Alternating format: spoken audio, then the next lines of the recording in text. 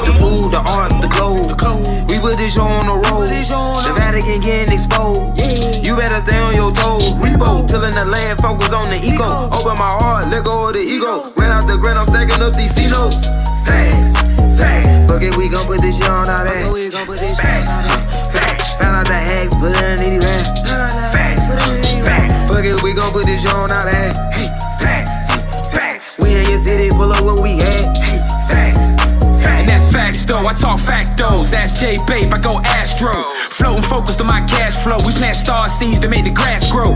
I'm a refloater, I do what I wanna. Stacking the winter, sunbathing the summer. My chakras align and I shock them like Blanco. Only Pope we acknowledge a nigga is Pablo. At these events, I'm a god to my people. Got out the streets, yeah, we dodging a Rico. Game of roulette, I'm a casino. The game wasn't fair, yeah, the odds wasn't equal. Squad got the Chico, my squad got the Chico. Came in a drought, yeah, they starving the people. Blaming and doubt, make it harder to eat, yo. Not a placebo, this not a placebo. The food, the art, the clothes.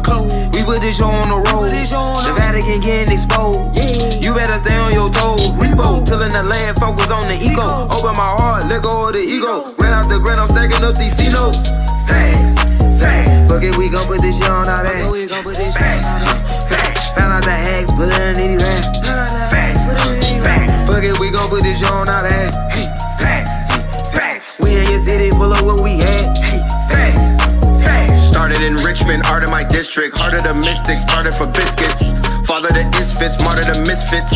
God is my witness, God on my hit list. Moving the weight, we started with fitness. Moving with states, we art of the richest. Give me the blues, my heart is in Memphis. It's part of adventure, started my venture. The F is for food, the A is for art. The C is for clothes, I'm playing my part. T is for check, I'm playing it smart. S is for shelter, I stay in the park. Acres or acres get lost in the dark. We playing a part, we playing it smart. Facts, facts, okay. The food, the art, the clothes. We put this show on the road. The Vatican getting exposed. You better stay on your toes. Repo, tilling the land, focus on the ego. Open my heart, let go of the ego. Ran out the grind, I'm stacking up these C notes. Facts, facts. Fuck it, we gon' put this shit on our back. Facts, facts. Found out the hacks, put it in 80 racks. Facts, facts. Fuck it, we gon' put this shit on our back. Facts, facts. We in your city, pull up what we had. Facts, facts. It's a movie, it's a movie.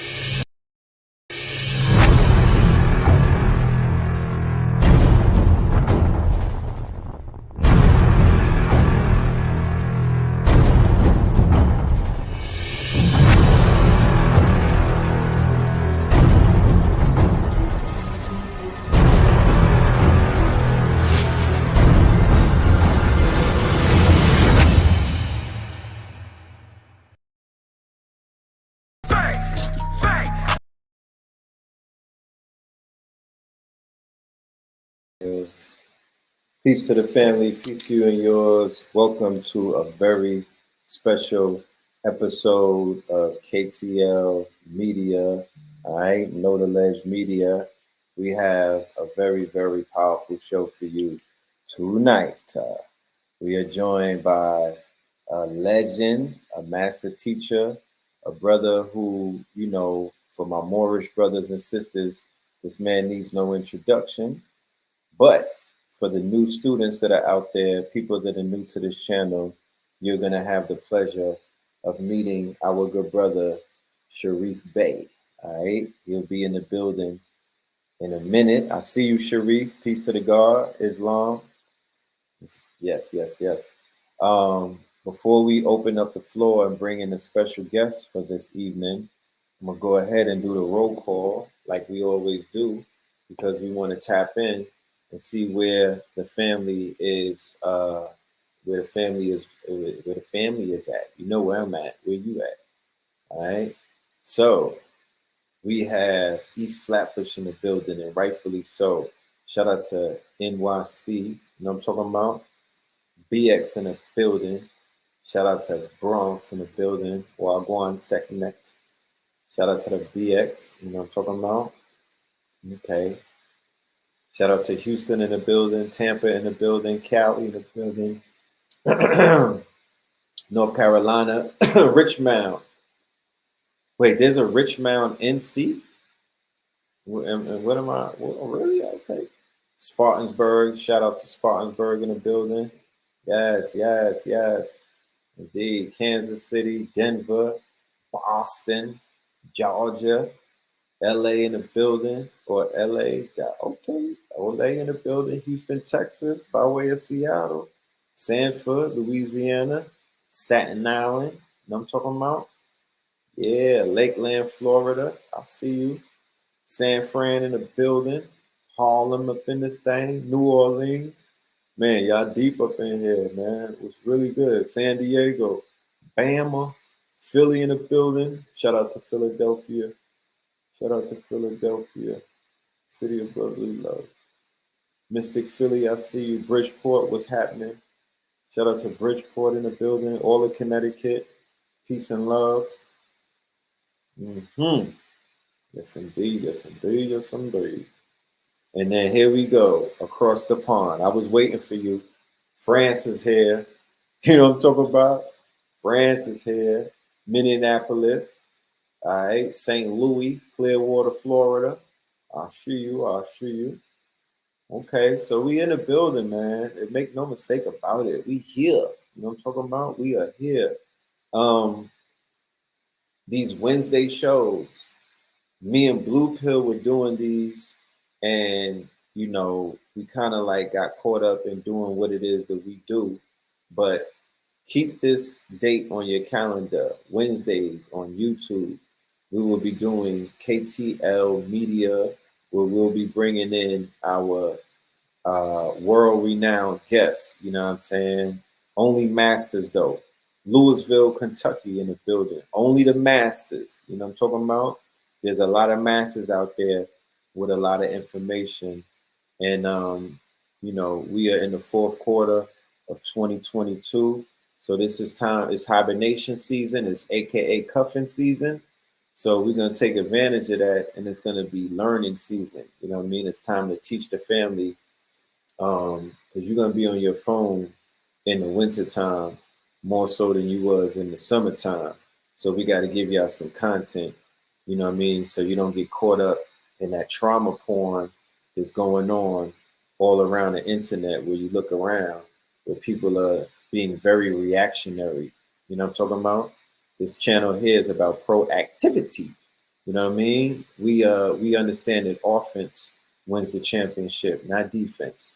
Offense. So we like to lead the conversation. We like to control the narrative. We like to put the information out there before, you know, and do what consciousness means, awareness. Help the people become aware of certain things so they could be ahead of the conversation. You don't want to be behind the conversation. You don't want to be behind the float on Eastern Parkway. You want to be ahead of the float. You want to be either on it or in front of it. You don't want to be behind it. You know what I'm talking about? So that's what we're going to be doing. That's what we're going to be doing. Chicago, what's goody? All right. Vegas, what's happening? 7 Mile, Detroit. All right. Valdosta, I see you. I see you, Valdosta.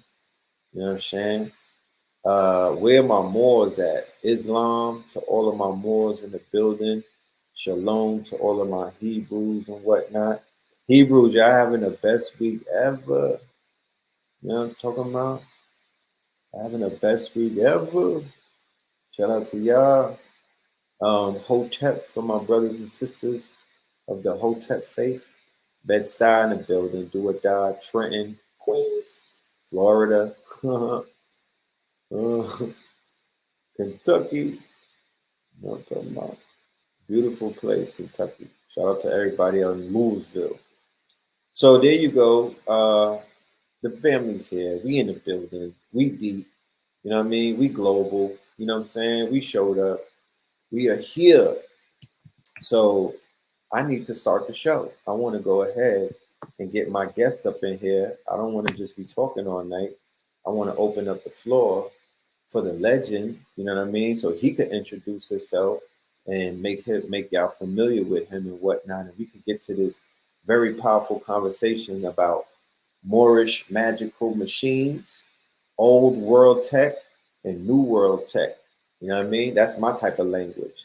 So without any further ado, friends and family, I introduce to you our good brother, my brother, your brother, all right? None other than good brother Sharif Bey up in this thing. Peace. Peace. Peace of God. Peace, God. Islam. Islam. Yes. I'm feeling that song, bro. Facts on facts on facts. You see, we got that bop, you know what I mean? We got the formula. We got Source Guard on the hook. Yes, you know what I'm saying? Out of Memphis. I gotta tell you, I respect the movement, brother. You all built the movement. I've been here since you already know. You already know. You know. You see it? I see it. I respect it, bro. That's real movement. A movement moves. You know what I mean? Movement gotta move. It's gotta move, bro. It's gotta come a point where we push ourselves away from the computer screen and we put our hand on our brothers and sisters' hand. You know what I'm saying? I spoke about the interaction that we have as human beings through these black mirrors, through these devices and whatnot, and how comfortable it could get just living through these devices. You feel me? Where it's like, oh, the device is gonna save my day, and I'm gonna tap in with these people that I claim that I love, and it's almost like Menace to Society when they went to go see Purnell, and he was behind that glass mirror, or South Central when he was touching the plexiglass, but you can't have hand-on-hand contact. I'm not locked up. You can't just live through. You can't just rock with me through the phone, my niggas.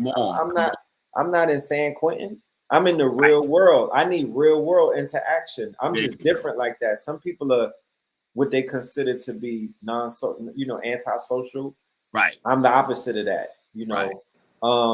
I have a lounge in Atlanta, and it's a social lounge. Me and Blue Pill opened up. Yes, sir. And I did realize that I'm not as social as I used to be in my younger years. Hold on. For those who don't know, this man in Blue Pill ran a magazine, ran a hip hop magazine, Court magazine.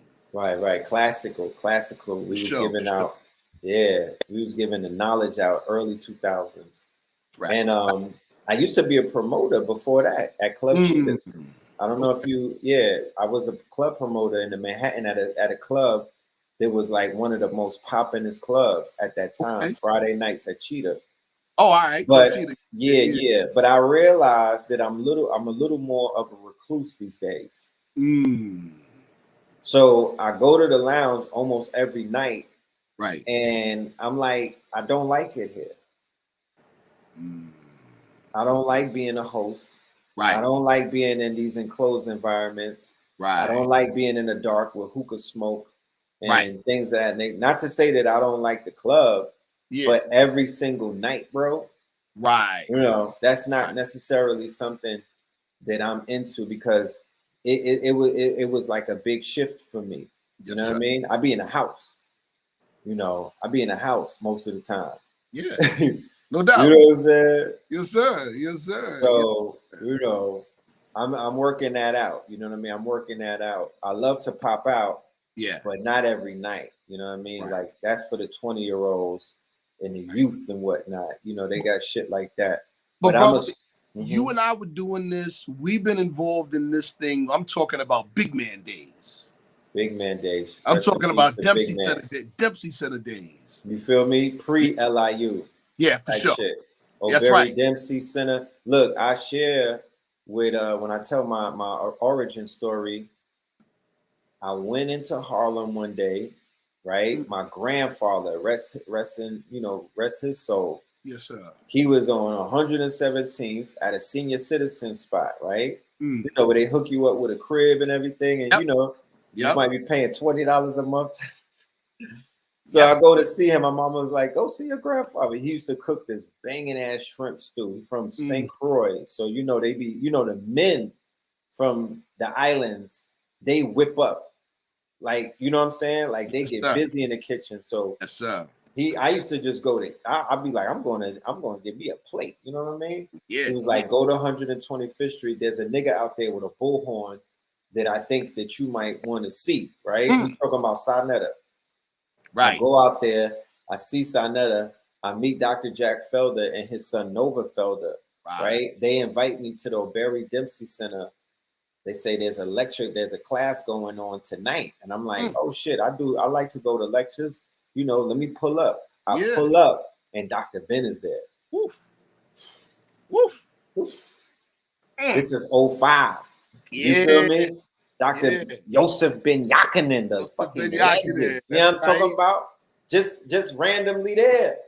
And I came back to my grandfather that night and I was like, yo, can I stay with you? Woo! Yeah, he said, hell yeah, you can stay with me. And I stayed with my grandfather for about 9 to 10 months, bro, until I got my apartment on 129th Street. Right. Me and my son's mother moved in together. But I was sold on Harlem after that. Yeah. I knew y'all were Brooklyn dudes. I knew y'all were Brooklyn dudes. But I'm like, I see y'all uptown all Harlem. Like the people on the line, it's different now. Like we kind of opened it up to where that's acceptable. Right. That was not that was an anomaly back then. Like there was Brooklyn dudes out there that might have been jostling and hustling weed and whatnot. Right. But for me and my brother to pull up in Harlem and tap into the consciousness with the nigga with the bullhorn, and because we was like LIU kids. Yeah. They talked about us. Speaking about LIU, they dragged our name for months. Shout out to A. Rashid, man. I just talked to him last night. Matter of fact, me and him is doing something. His birthday is a day before mine. Nice. November 13th. So me and him are going to be doing a master class together. He'll be in LA. I'll either be in LA or Atlanta. And we're going to tap in and do something together on some Scorpio power. What he's going to be doing is giving people, because you know right now, the Kabbalah God, he should be the most requested dude in the community because of the conversation going on about who are the real Jews and Hebrews. Nobody wants they didn't touch into the Kabbalah yet. How about that? The mysticism aspect, the shit that could put everything, they still on an Israelite type thing. But he's to that community what Bobby Hemmett was to the Negro community with his dark magic occultism. He's that for the Kabbalah. That those are new, that's old school, old world magic, new world magic. Let me just say this, and I don't want to jump too far ahead, but I'll just say it since you brought it up. Gematria, which is an aspect of Kabbalah, is old world tech. It is a magical machine. And that's the fact, bro. Abjad in the Arabic, Kabbalah in the Hebrew is all old world technology. And to jump a little further ahead, what this technology is, and I'm going to explain it in more detail for the watchers. It's consciousness assisted technology. What the Euro West did was take human consciousness out of the equation. Right. You know, divining and whatnot, the divination systems. Yes. You know, that was consciousness. That was conscious technology. You know what I mean? I was talking to my son yesterday. He's into gambling now. Well, he's into betting. He's not like doing dice games with Jay Prince and them. He's doing betting. You know, they got the online betting in New York now, right? That's like the wave with the youth. So he's always been analysis. Me and my father, when my son was like 9 or 8 years old, we were like, yo, we're going to finance a YouTube channel. We were doing everything in our powers to try to have him become like, what's that dude on Sports Center who be doing, Stuart Scott was alive back then.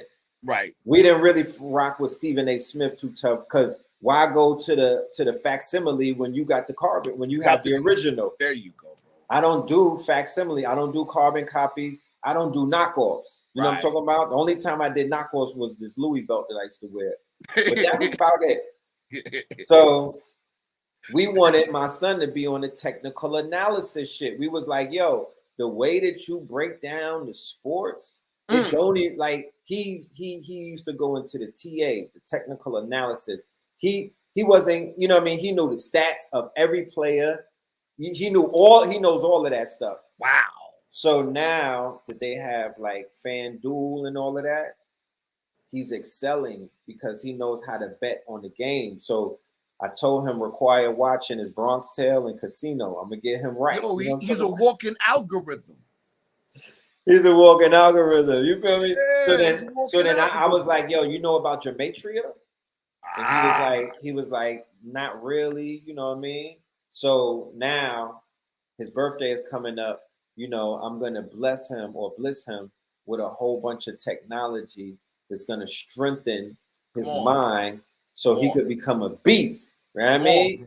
Because he has he's like, he wants to hit for 10,000. That's his first arc that he's trying to hit. Cause I'm like, yo, by next year you'll hit 1 million easily. Yes, he's like, yeah, I almost hit 1,000. He showed me the charts and everything. He missed by 1 point the other day. You know, because he's betting on all of these different scenarios, and he missed by 1. I'm like, shit, you already got the 1,000, the 10,000. Yeah, you there, bro. Let's start planning. Let's plot on your millies and whatnot.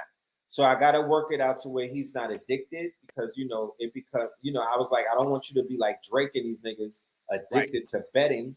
You know what I mean? But I support what you're doing, because you know that's a young man's sport. Yes, it is. Yes, it is. And as he's figured out, and you recognize as his progenitor, his physical progenitor, right? It's a science to it. Look, I was playing dice when I was his age. Come on. And right behind at lunchtime behind the stairs and whatnot. Right. We was playing CeeLo. Right. You feel me? Right. He's advanced. He's betting on sports games that he knows. He's familiar with this. So my whole theory is, why know all of this and you not benefiting off of it? Come on, that's not the way the world is working right now. I'm like, we could have had your ass as a young sportscaster, but real talk, you could do this, and I approve of it, and I'm gonna be there for you, and you know, I'm gonna get you the cheat code. I told him that. Yo, bro, this is so dope. It's dope that we even having this conversation, you and I. It's so dope that this show is happening. And again, this is old hat for you, maybe for your audience, but during the stock market crash, 1929, and the Great Depression, lots of people got hurt. Lots of people were starving. Lots of people lost money, lost a lot of stuff, right? But few people with a little bit of vision, a little bit of foresight, got filthy rich. Mm-hmm. Why? Because during that time period, the social order of the day and the economic order of the day crashed. Right. So that meant that there were no rules. That meant those that created the rules at that time become the new archetypes. You see what I'm saying? And that you all have built an ecosystem, bro. This is the time where things are crumbling. Right. Our outlook shouldn't be, oh my God, it's falling apart around our ears. We should be celebrating on rooftops. Come on, brother. Now we should be like, because by and large, our people are still sitting on our hands. And Providence has this thing where the European psychology and the privilege is going the way of the dinosaur real fast. Right. But unfortunately, the mentality of a lot of our people is they're going where the European goes. Ain't that something? Because remember, to a majority of our people, white lives matter. And they pushed back against Ye because he exposed them. He didn't disrespect black people. He exposed the fact that slavery is a choice in these modern day times. And our people are too tethered to the same people who are falling, who are sinking on the Titanic. So when we say white lives matter, we say that if you have Caesar Borgia on your wall, white lives matter. If you lay on your bed playing with that rose and whatnot, and you orgasm into a white man on the screen, white lives matter. If your Jesus is white, that means your God is white, because a lot of our people have not even divorced the concept of God not being a human being. Come on, you feel bro. me? If you hip twerking and equating that with liberation. That part. So white lives matter. Stop playing with me. Right. If somebody who's paying, who you got to go and put your hand out every 2 weeks and whatnot, and if he didn't pay you, you would get evicted. You're not eating. You don't got gas money, nigga. White lives matter. Don't play with me. Stop playing with the. You know what I mean? The thing is, there's a buffer of emotional niggas that are in the way, and whenever something like that gets put out there, Black Twitter and all of these bots start activating, and they create all of this noise and whatnot, and you can't hear the truth. But the truth is, and then he had Pope John Paul on the front of the shirt. I don't even want to get too far into that. You know what I mean? Right. But, you know, he was exposing niggas' hands. Yes, white lives matter. And why do white lives matter? Because when they canceled them from everything and when they unplugged them from the system, you niggas was like this. Woo! You didn't stand up with them. And came up with every excuse not to stand up with him. But he has said, but he had did. No, nigga, white lives matter.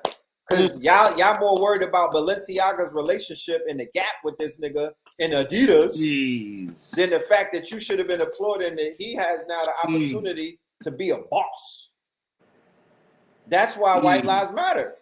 Because y'all are consumer slaves. Y'all was rooting for the brands. Bro, but and not even, and you know, we're all family, so we can be critical on ourselves. Not even discerning consumers that recognize that their power is not the dollar, but where, whom, and when to spend. Right. And you could tell this is an uneducated customer because if Yeezy gets cut from Adidas, that makes the Yeezys a collector's item. If they like, yo, we never gonna make these again. I'm like, nigga, sell me those shoes because I know what to do with them now. Right. I already got 3 pairs coming. They talking about Goodwill won't carry them. Nigga, you couldn't carry them. Stop playing with me. I just saw that. Goodwill. That's all a consumer hoodwink. Y'all don't understand how the market works. The resale market is going crazy on Yeezys right now. Are you dumb? Right. You feel me? Are you dumb? Right. So I already know that people don't know what the fuck is going on. Right. And what's been glaringly made evident, once again, is the power of media. Woo! Come on, brother. When they weaponized the machine called a media, come on, I don't know if people are strong enough to push back because that shit turned into a war machine in the last weeks of October. And don't you see it? Straight war machine. Sheesh. Straight war machine. Back in 2000, cannons came out. TMZ, Vlad TV, CNN, all of them got together like a firing squad and got busy, right? It's real. It used to be illegal. Follow me, people. It used to be, even though it was done anyway, it used to be illegal until I think around 2012, 2013. For government agencies to propagandize the American public. Right. It's no longer illegal. It's no longer illegal, people. In other words, what the CIA normally does to disrupt other countries and other economies of other nations is now open season on our own country. Of course. Yeah. Because once they identified a homeland threat, they were able to now, the citizens become enemy of the state. Oof. And I showed empirical proof in an election that I did on Sunday of the CIA's hand in Hollywood. Yeah. When I say Hollywood, I'm talking about your TV shows. I'm talking about all of these movies. We showed how the scripts have to go through the CIA office. Come on, the Pentagon and the CIA have directly in Hollywood. Yo, brother, listen. We know individuals. Some individuals personally that worked for Office of Special Investigations for the Air Force that talked openly about paying cash in bags, right, to reporters, to screenwriters, to film directors. Like, right. You're gonna say it this way. All this goes to show one big thing for me. Right. Narrative is the algorithm, and narrative to them is more important than the money. Right. Right. It's about narrative. There's no such thing as money they don't care about the money. They want to control the hearts and the minds. Right. And Lee Richards says, I'm white, right? And that's a misnomer. You're European, or you might not even be European. You might be a Nordic. This channel says time's up for white people. Well, time's up for the matrix that the Nordic or the European became the face for. I don't know who's controlling y'all, but the time is up for y'all hiding the truth. You understand? And I said it on the show prior to that I don't want to be in contact with anybody outside of my nationality if they're not coming with smoke and guns. Because Kanye said that the most highest asset that you could obtain is intel / data / information. I don't want your Wikipedia or Google facts. Right. I want the secrets. I want the shit that y'all been hiding, because we're digging it up anyway without your help. Right. And then we have those that are assisting us and whatnot. Right. So based off of the fact that they've declared intellectual warfare against our people, and we've seen how they could put us back to sleep. The line has been drawn. Well, here it is, bro. And on top of everything of what you said, here it is. The ideal. It's bad sociology. I don't care what anybody says. Right. The ideal of whiteness as it relates to a people is dying on the vine now. Dying on the vine. Even the concept of what they call white. Right. White people are going to have to face the fact that they're going to revoke the status of white as a colorable term very near in the future. And then you don't have that shit to shield you anymore. Our people are still holding on to the title or the concept or the construct of the color black. And they're going to have to let that go one time. If you claim that you're white, you should be adamant about living in the truth. Stop being comfortable living in a fucking lie. You live like the Wizard of Oz. You live on the yellow brick road. You live in a complete farce. Your reality is not real. You are in the matrix. You're not in Zion. You understand? You are part of Agent Smith's army. You're not in Zion. So you need to stop the cap. You know what I'm talking about? And that's what it is that we're talking about. And the truth don't have to apologize for nothing. So these people are shaking in their boots because they're not properly prepared. They haven't been groomed and conditioned to be in the Aquarian age, to be in a place where their fake ass world is falling down all around them. And you cannot hide the truth from people who have come here, right, in search of it. Yo, bro, we ain't our ancestors. There you go. Listen, bro, they're having a very, very, very difficult time separating the attachment to a false identity.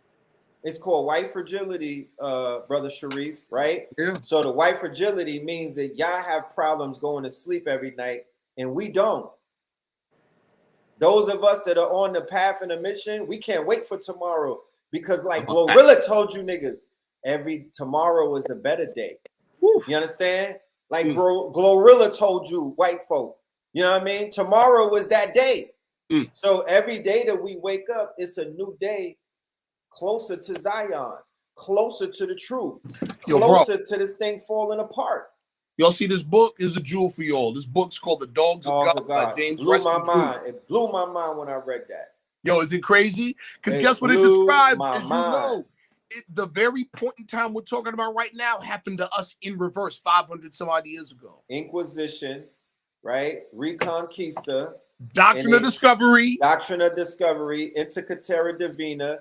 And they hit us over the head and put us in a shallow grave, turned our lights out. Now, you know what I mean? The time is up. Tick tock, tick tock. The clock is ticking, and y'all don't want to let go of this shit. And y'all killed all of the crabs in Alaska, but you don't want to talk about the dirt that y'all people have done. You don't want to take responsibility, but it's okay. Divine judgment is upon you. And there's nothing that you could do. There's no tweeting that you could do to stop it. You could cry all you want. Matter of fact, send me some of them tears. You know what I'm talking about? I'm gonna bottle them shits up. You know what I'm talking about? And it don't have to be like that. Y'all just have to be comfortable being around the truth, because the truth is going to be like a 100-watt light bulb. It's going to blind you. So if you can't stand around the truth, then you got to keep it moving and whatnot. But don't talk to me about none of that stupidness. We're not falling for that. We're not apologizing for recognizing our motherfucking greatness. And if you can't, and if you are so inferior, if you have so many inferior complexes that you cannot stand to see us beating on our chest, popping our motherfucking collar, and standing in our proper persona, then you part of the problem. Bro, Prophet Noble Drew Ali in the Moorish Science Temple of America instructs us. He says, behold a part of Allah within thee. Then he says, remember your own dignity. That's right. You know what I'm saying? Right. Meaning it's a sin against ourselves. That's right. To look down on us. Look down. That's right. Time is centrifugal. Yes. If Europeans were able to get taught correctly, and it wasn't your people lied to you. If they taught you correctly, you would have known that we lifted y'all up. Real talk, bro. From 7-Eleven, that we were the ones that turned your lights on. We got you taking baths. We helped you discover lemon tree, get your fucking hair cut. Come on, bro. Know what I mean? We introduced you to Williams Sonoma. We gave you forks and spoons. Woo. So how long do you think that the motherfucking nigga, the time is centrifugal? It got to come back around. Y'all owe us. What are we doing? Flat out. You coming to the table empty-handed? Right. Read true history. Go and watch True Romance. Go and do the knowledge. We saved you, bro. Last night I was on the live on Clubhouse last night. Y'all was cooking, by the way. Ooh, yeah. Y'all was cooking, by the way. Listen, this particular time period we're in right now, this is Scorpio season. Anyone who has an inkling of initiation knows that Scorpio season is initiation season. Right. It is definitely initiation season. That's initiation of the ego. They want to see that book again. It's called Dogs of War. The Dogs of God. Here we go. James Reston Jr. Man, go on Amazon and get that right now. Yeah. That shit blew my mind. It shows you how we fell. It follows Christopher Columbus. It breaks down what the Inquisition was about with the Jesuits and whatnot. And it shows how the Moors fell from within. I tell people the concept of how we fell. Adonis killed Drake. Come on, bro. You understand what that means? Yes, sir. Drake's son, his name is Adonis, and he looks like a Nordic, right? He's amalgamated. His father is a Moor, right? Or his father is amalgamated. He's a Moor, right? Drake could pass as he's a Moor. His mother is a Ashkenazi, his father's Moorish, right? Of Moorish descent. That's right. One generation it took for him to give birth to a child that looked like a straight up Euro, right? And then when we were in conflict back in those days, it was the progeny of the white women or the European women from the quote unquote harems and the concubines. They turned against their fathers. So Adonis killed Drake. That's how the Moors fell. That's the super fact. It happened in France. It happened in Spain. It happened in Portugal. It happened all across Europe when they rose up. That's a fact, bro. That took place. But during commensurate to that time period, we at the rulership level, fighting each other, bro. Right, infighting the different dynasties, the Almoravid, the Abbasid. You had a Senegalese West African dynasty that came in there. They got summoned to help the other Moorish dynasty with a war. Yeah. When they got into the Iberian Peninsula, they was like, "Oh, you got fat while I was right." They was like, "Y'all moist." Right. Y'all in bed with these women? Oh no. And then they came in and they start chopping heads off, and they basically disposed the dynasty and they took over. Then there was all of this infighting about who's tied into the bloodlines, the sacred bloodlines. So there was all of this infighting. You had Muhammad X Boabdil. That's right. He got snaked. Bob the Deal. He snaked the other Moorish leader, he gave the keys up to the kingdom. They showed that in the movie. What's the movie? It was a video game, and they adapted it into a movie. You talking about I know you where they had the apple. Assassin's Creed. Assassin's Creed, right? The movie Assassin's Creed is Assassin's Creed's an initiation, by the way, people. But go ahead. Straight up, right? Yes, sir. Because the assassins, right? The Hashishim, the assassins were the Moors and whatnot with the hash, and we were the original assassins. But that's fact. The movie Assassin's Creed, the newest one that came out, they tell you the whole story, because when dude is going back in time, he's going to fight at that battle between Queen Isabella, King Ferdinand versus Bobdale versus the Moors, the last battle of Alhambra, where they handed over the keys to the castle, and then the empire fell, right? And then who was in attendance? Christopher Columbus Cologne.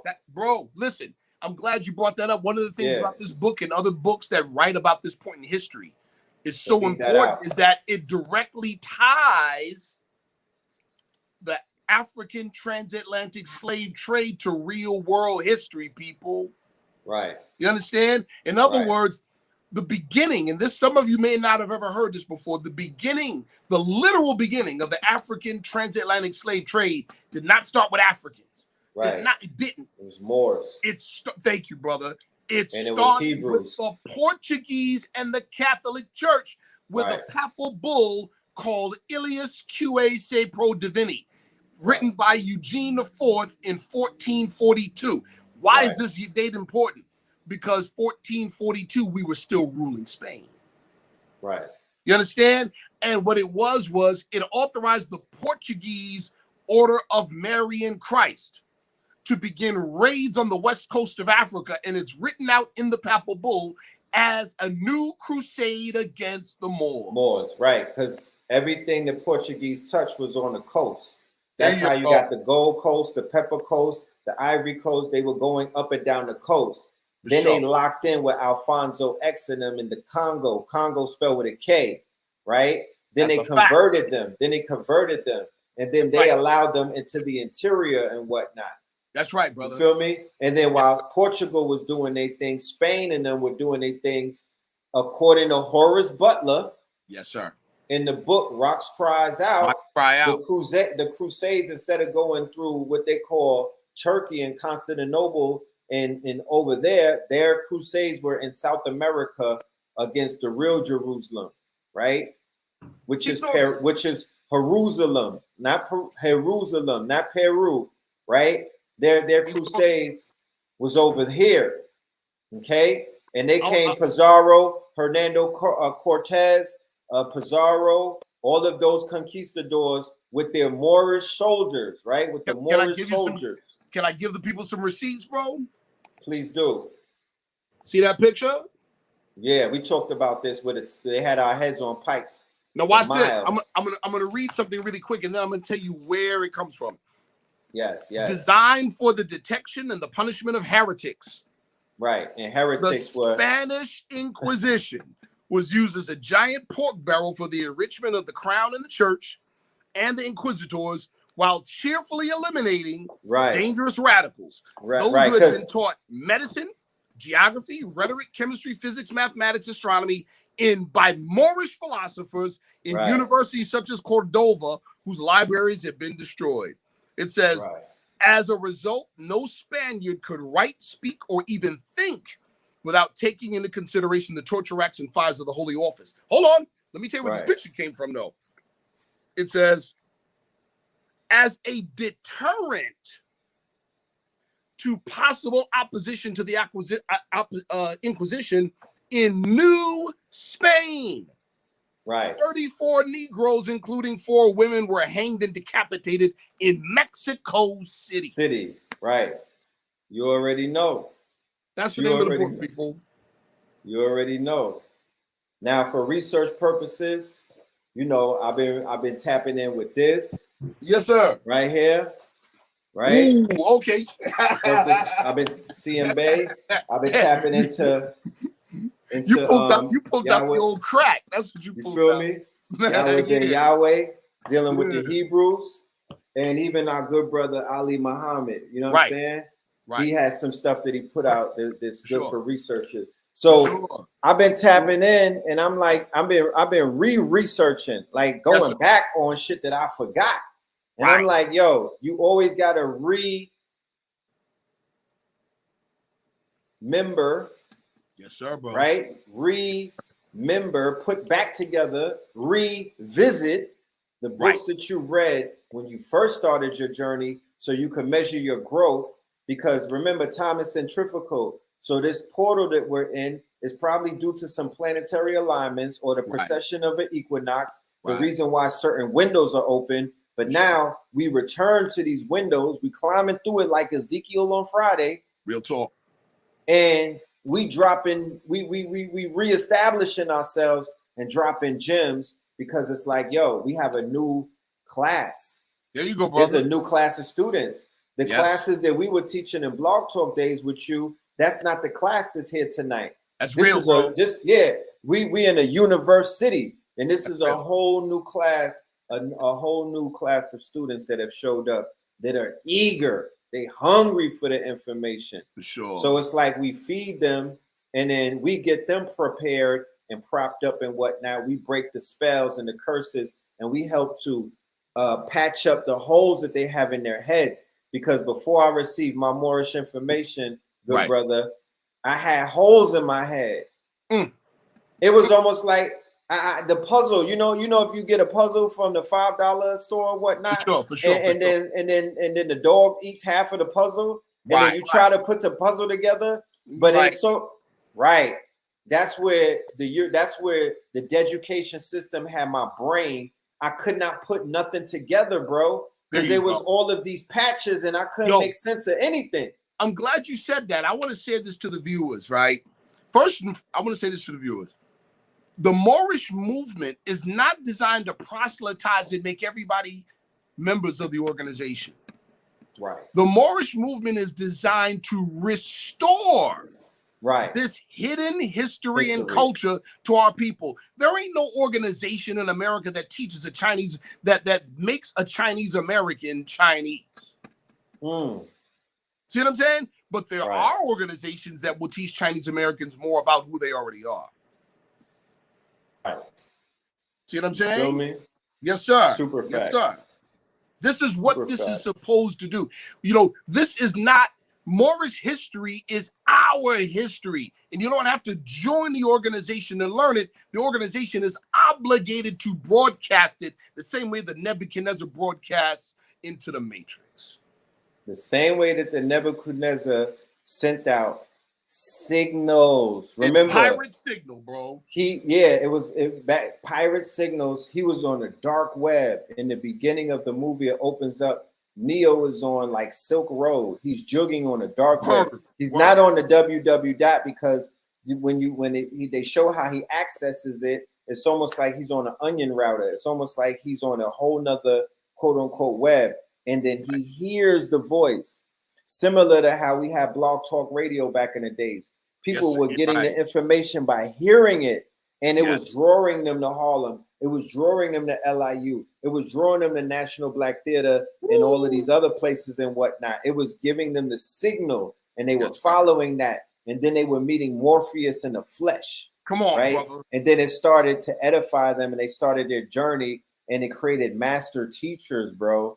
You feel me? And master students who now, who steered the consciousness of the planet. Yes, sir. The story that's one of the more epic stories of this century. What took place with the awakening of our people post 9/11. That's real, bro. It is an underground story, but the significance of it is unparalleled at this point, especially with this old paradigm falling on its sword, the deaf culture, and all of the other things that we subscribe to. We were the battery. We fed it. We gave it its quote unquote strength. But the more of us that wake up, the faster it falls. Why do you think it's falling and folding upon itself? It's because they got chicken heads that woke up and what they call thoughts turned into thoughtices, turned into goddesses, right? So the batteries that were powering this defunct ass system are now switching on them, and it can't stand up because we can't obey two masters at once. There you go, bro. Each one of us is a Nebuchadnezzar. Each one. You know, each one of us is broadcasting, or should be broadcasting, into the iconosphere. Wow. And when I mean the iconosphere, follow me, people. When I mean the iconosphere, I mean the higher fields of consciousness and experience where the souls unmanifest are about to remanifest. You understand? Here's a quick natural history reality. There's a particular monkey. I taught about this in Sunday school last week. There's a particular monkey that lives in Japan that lives right near the ocean. Right. And they dig up these potatoes. And you know, animals share a group spirit. We call it instinct. Right. Because the full indwelled ego is not fully manifest in them. So they have instinct. That being said, it's in their instinct to dig up these potatoes. They dig the potatoes up. They brush the dirt off and eat them. That's what they do. Right. When she was near the water, this one particular mother monkey was near the water, and they're deathly scared of the water. She dropped accidentally one of the potatoes in the water and just instinctively grabbed it. Ate it. One, it was cleaner than it normally is. Right. Two, it had the salt water on it, so it had the salty taste. Right. Follow me. She tried to teach it to the other monkeys. They wasn't trying to hear her. But not only when she had babies, but the next generation of babies came into the world knowing it instinctively. Embossed, epigenetics embossed on their DNA.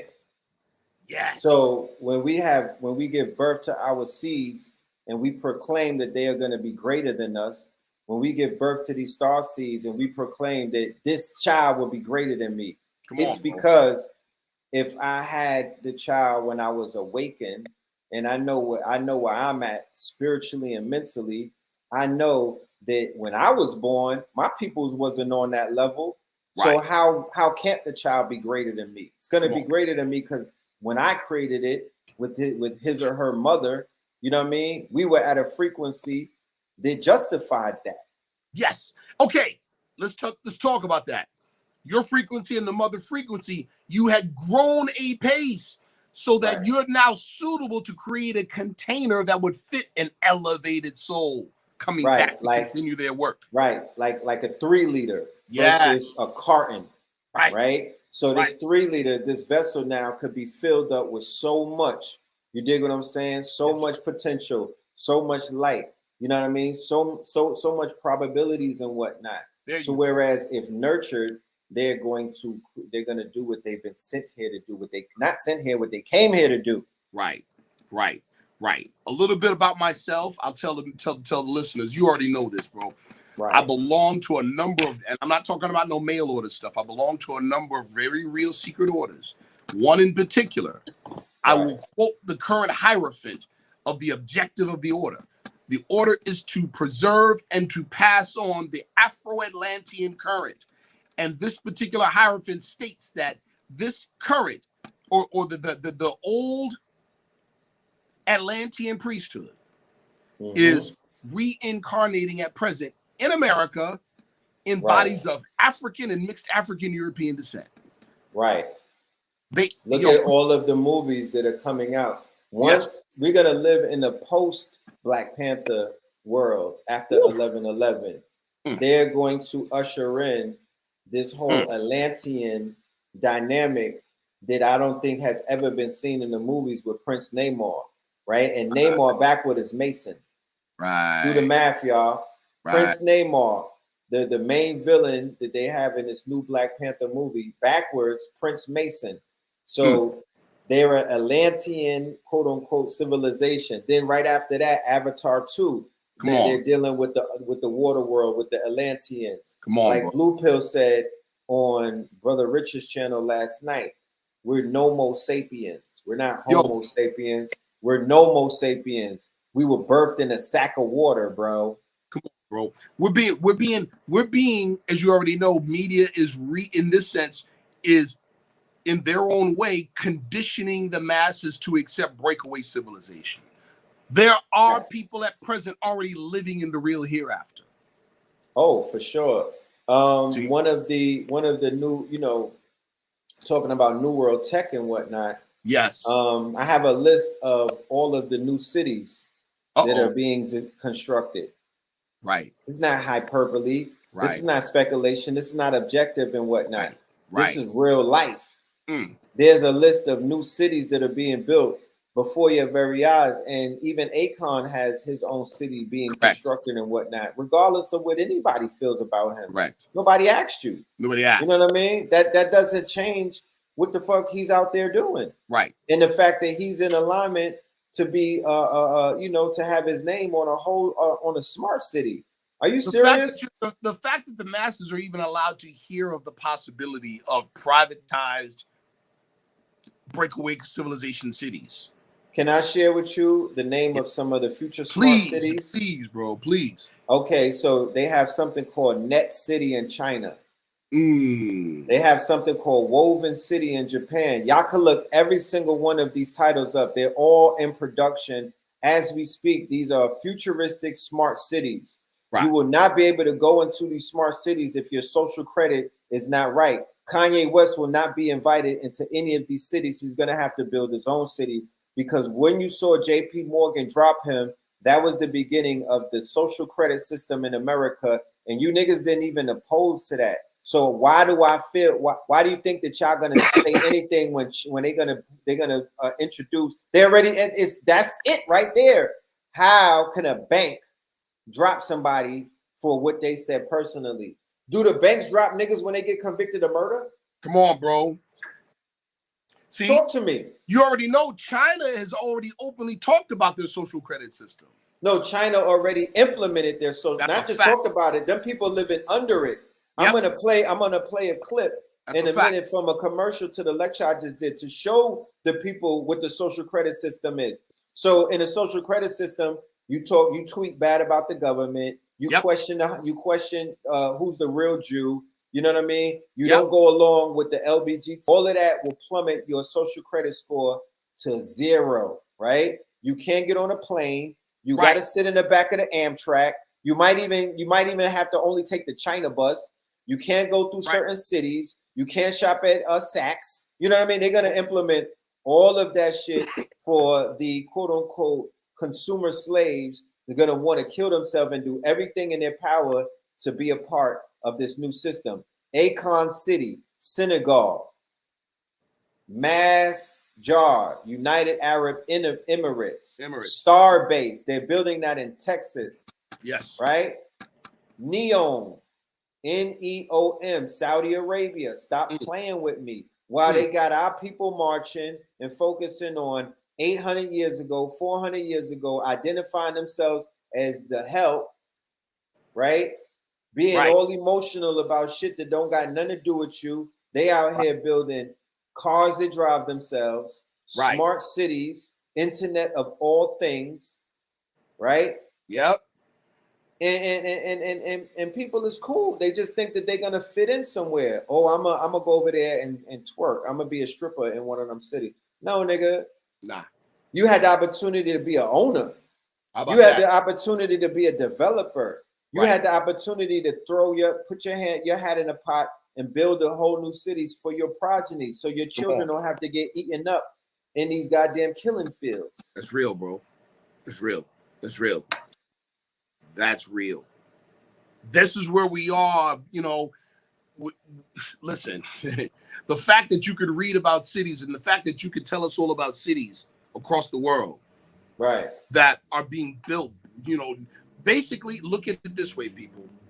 You have the term disclosure, right? Right.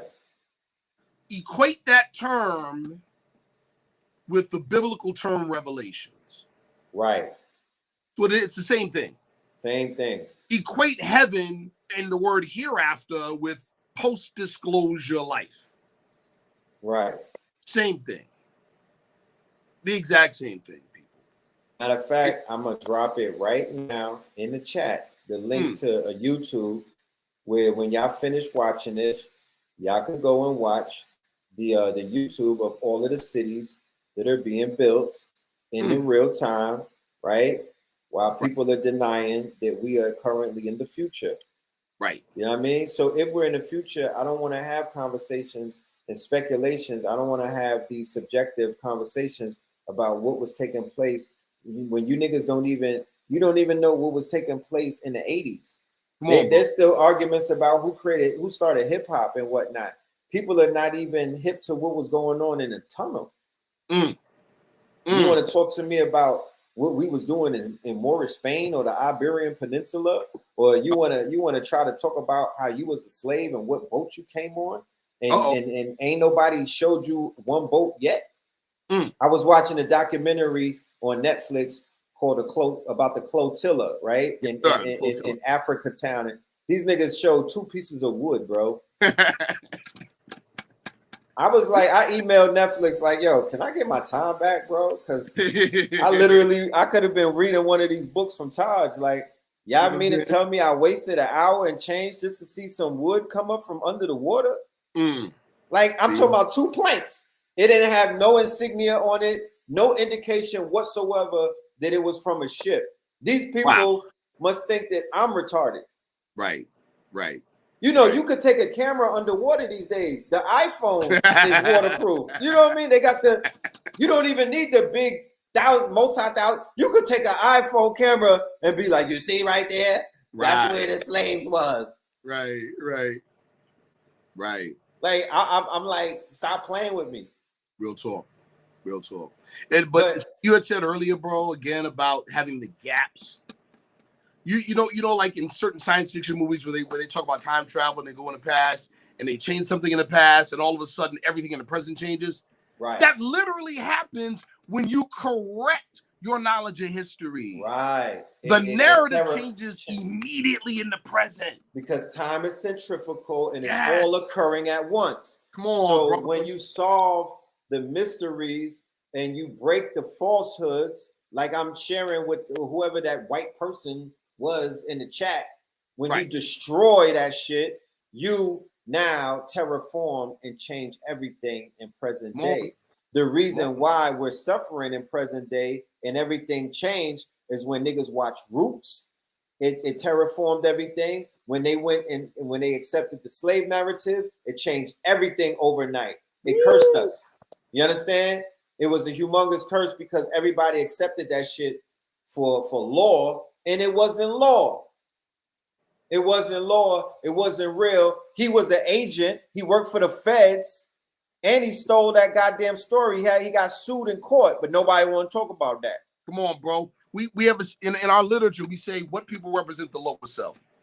Answer: those who were cast out of the holy city and those who accepted their teaching. When you accept the wrong narrative, you see what I'm saying? Right. You playing for the other team now.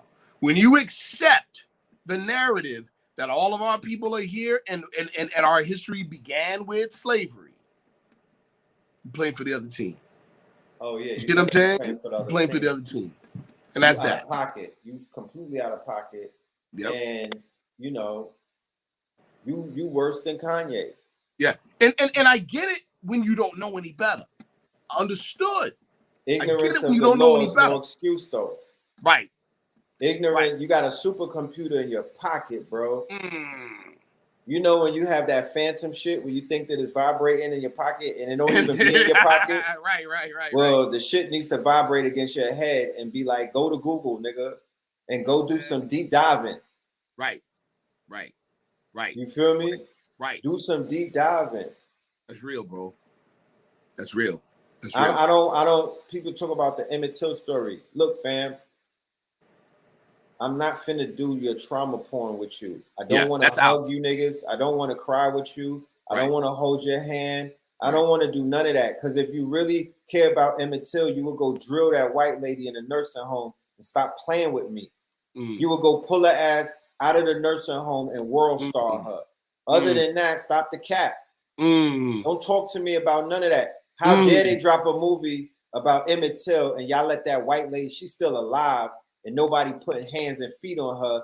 But on World Star, they knocking on people's door and beating their mama and their grandmama up to get to their ops. Stop playing with me. They shot up this dude in Alabama's home and his honeycomb, his grandmama and them, and the grandfather. They shot the house up and blew it up. Shot up they fucking oxygen tanks and blew the house up.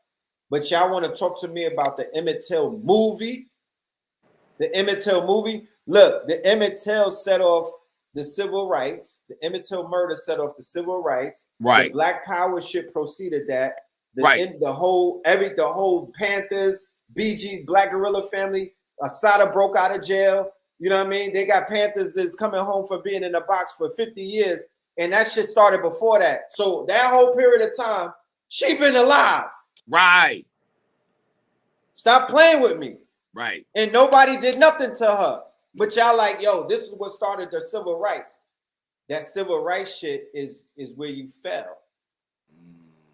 When them niggas went marching and whatnot and got their caps together, that's when we went backwards, if you ask me.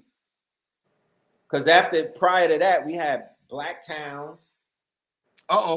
We had melanated towns. We had melanated inventors. We had acres. We had estates. We didn't have towns.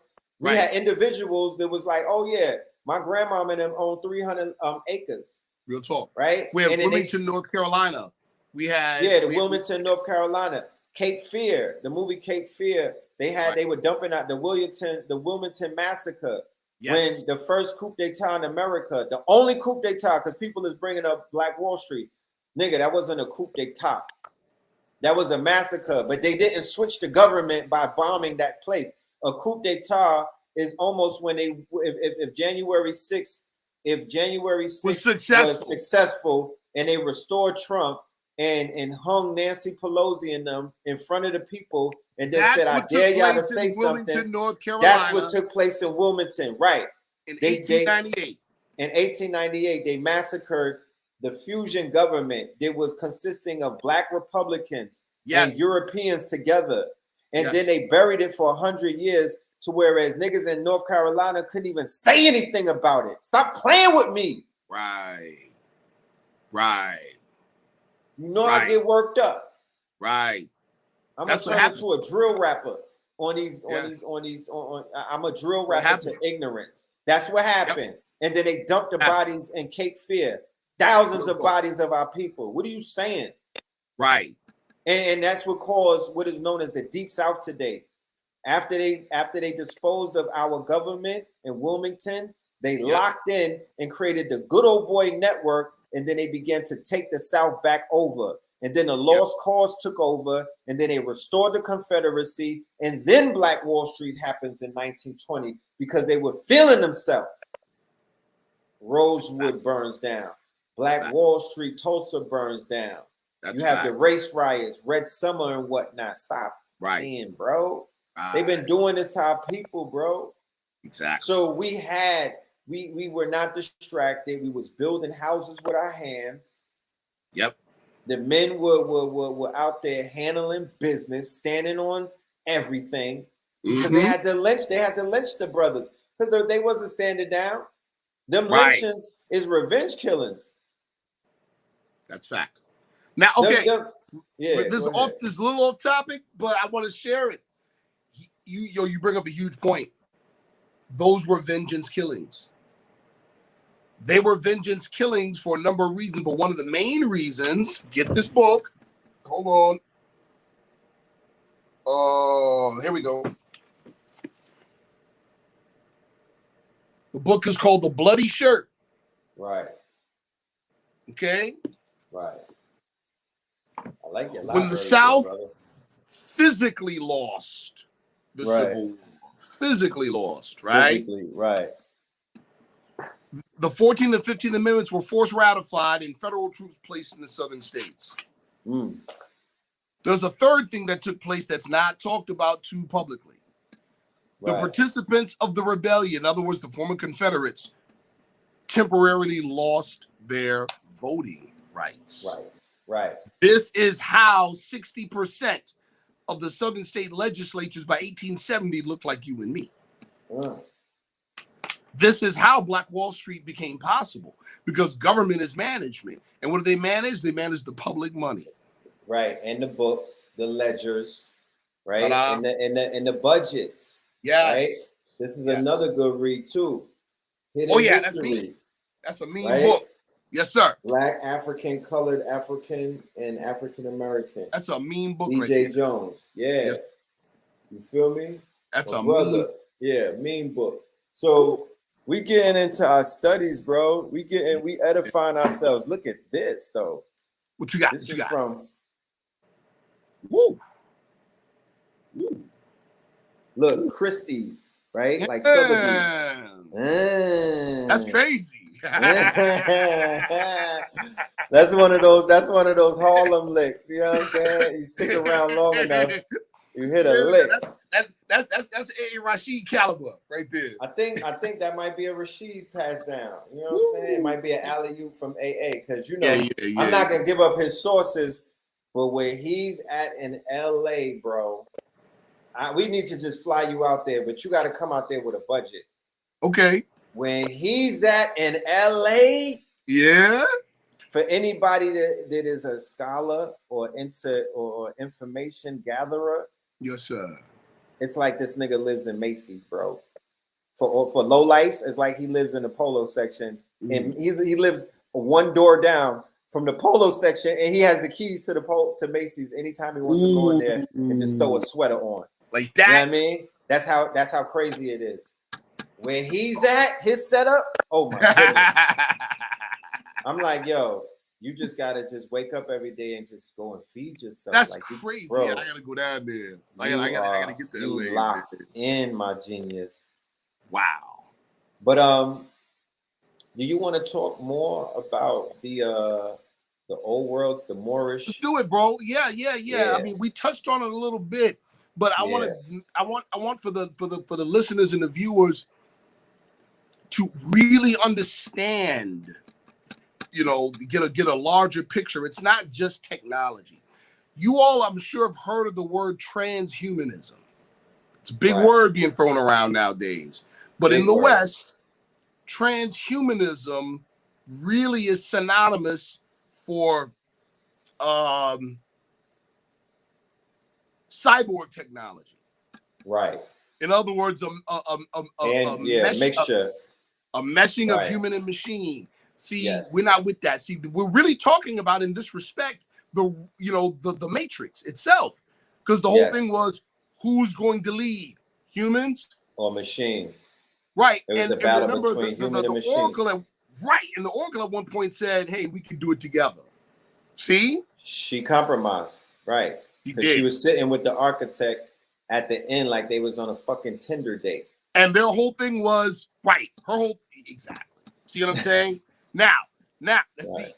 Now, with us, and this is a war. This is a part of the ideological war.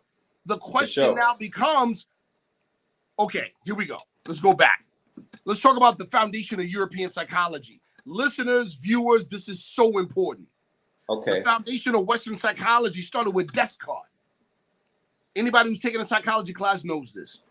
Right. Descartes, the foundation of Western psychology was a search for proof of the human soul. Right. So Descartes is talking to Queen Elizabeth, saying he's going to prove it. She said, you can't prove it. He gets frustrated. He goes home. He says, all right, check this out. I'm just going to sit here until it comes to me. And he sat. Then finally, he recognizes the fact that he's thinking. Hence, the very famous Latin term, cogito ergo sum, meaning, I think, therefore I am. I am. He was like, yes. He went back to her with the proof. He was like, I got proof because I'm thinking. Know what she said to counter him? I can't see your thoughts.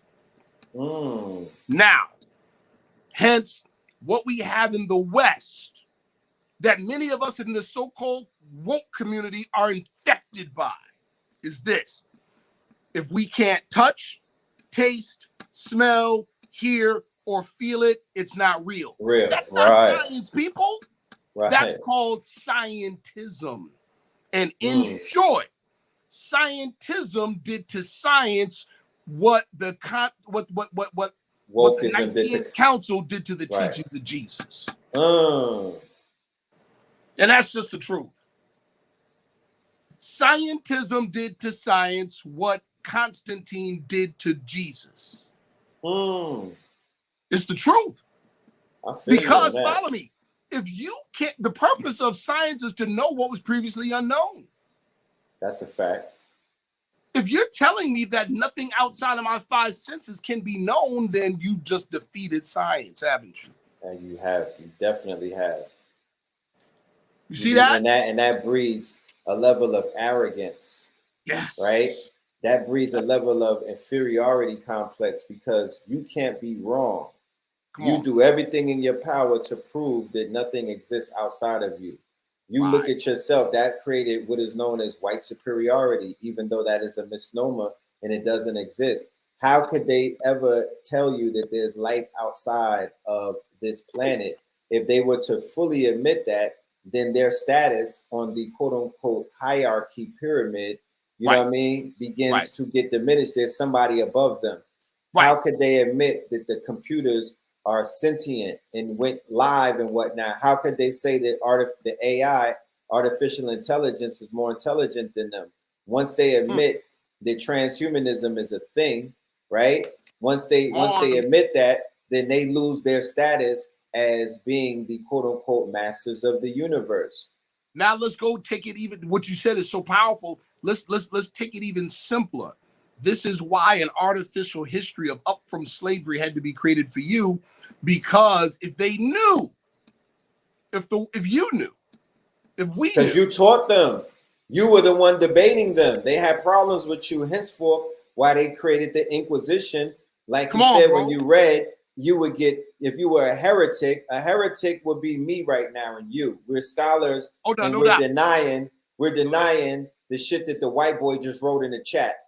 He would have ran to the people and been like, he would have showed them the clip of what I said to him, the same way that they run when I'm on Instagram and I upload something that's too fiery. They run and report it to the rest of the Poindexters. They run with my posts and they report me. Or if they run, or the algorithm is perusing through the internet or perusing through YouTube, like the Sentinel was perusing through the Matrix looking for Zion. And once they find a Nebuchadnezzar or anything that they see that's not a part of that system, they censored it, they attacked it and deleted it and whatnot. That is the exact same thing that's going on right now with this censorship on this internet, because we can't say what we really want to say, and we have to watch our words, especially during the time of the Jabbington and whatnot. Our tongues were tied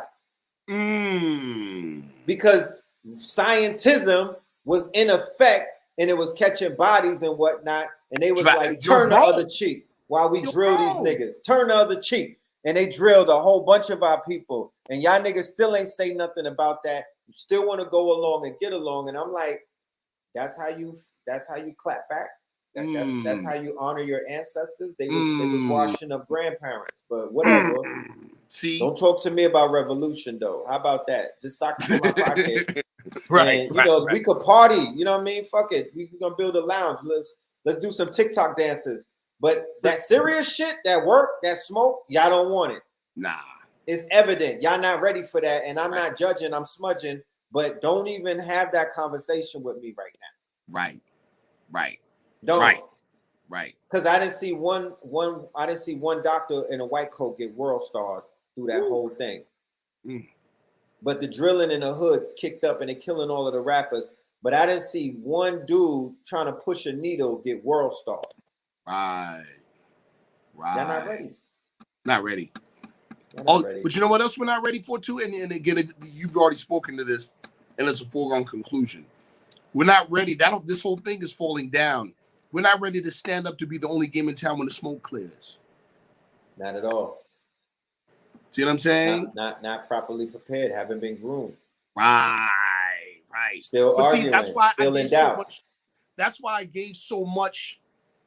And I still give so much honor to what you and the twin have done in building an ecosystem, bro. But let me share something with you about what you did. We did, but we were allowed to do that. You know what I mean? And I was gonna ask you, and I was gonna ask you in private, but I'm gonna ask you in public. Sure. Like, do you get weekly cash apps from the Moors for how you saved the kingdom? in the debate back in the days against Brother Reggie? Like, do you get daily cash app from everybody that's claiming more all of a sudden because now it's safe to come outside? But when you was at war, niggas was taking, they was turning their fezzes into chicken buckets. So, bro, they was fezzes on eBay, bro. They was fezzes on eBay. Facts. So you went to war, and that was a decisive battle that changed the tides and whatnot, and pulled our people into a better place. A lot of the people here don't even know what I'm talking about because they got onto this consciousness after the smoke cleared. But to add context, I'm gonna share with y'all in 2016, there was a frequency inside of consciousness during the debate era. I'm grabbing a drink. Keep talking. Right, where it was damn near almost, it was almost like gang banging. You know what I mean? It almost got violent, like drill rap. You feel me? Niggas had ops, and they was banging on the Moors, something serious in Harlem. I'm talking about, it was disgusting to the point where I even had to throw my hat in the ring. I was about to get physical and whatnot because I was like, I can't take it no more. I was being neutral and whatnot, but it just got out of hand, bro. And this man right here stepped up and put the whole nation on his back. And he went into a debate and he caught a body. I'm talking about he destroyed his opponent. He destroyed his opponent, right? I gotta tell you, bro, and I tell all the watchers, I was the one on the stage. Shout out to, we have a research team that we put together called Ali's Men. Shout out to Ali's Men. That was definitely a team effort. Shout out to my brother Ishmael Bey. He played a part. Shout out to Amin Ra. He played a part on it. Shout out to Ishmael Bey. Yeah. And some other brothers too, that at the time were part of Ali's Men. But let's just say we knew, somebody said it was a setup. Yeah. And we walked into it anyway. Right. We walked into it anyway. Right. You know what I mean? You know what time it is when the opposing side is wearing bulletproof vests. Right. Like I said to everybody here, the tension was thicker than an IG model, right? Yes, Dr. Wesley, he changed the tides against when he did what he did to Natural Tahuti. I remember it clearly. It was 2008, crazy. November the 7th. Right. It was on my son's birthday party. I got in trouble with my son's mother because we lived right down the block on 129th Street in Harlem, and they was debating. I think it was the O'Berry Dempsey, or it was the school where the guard bodies is on 127. Yeah. Harriet Tubman. It was Harriet Tubman. So me and Blue was like, yo, I'll be right back. We playing pin the tail on a donkey. So we went to the debate. We was playing back and forth, and I had to see it. That was when they chased Sarah Sutton out the auditorium and whatnot.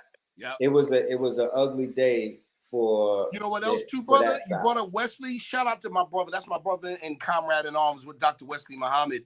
We made some other history. You were present too. Yeah, I was locked in.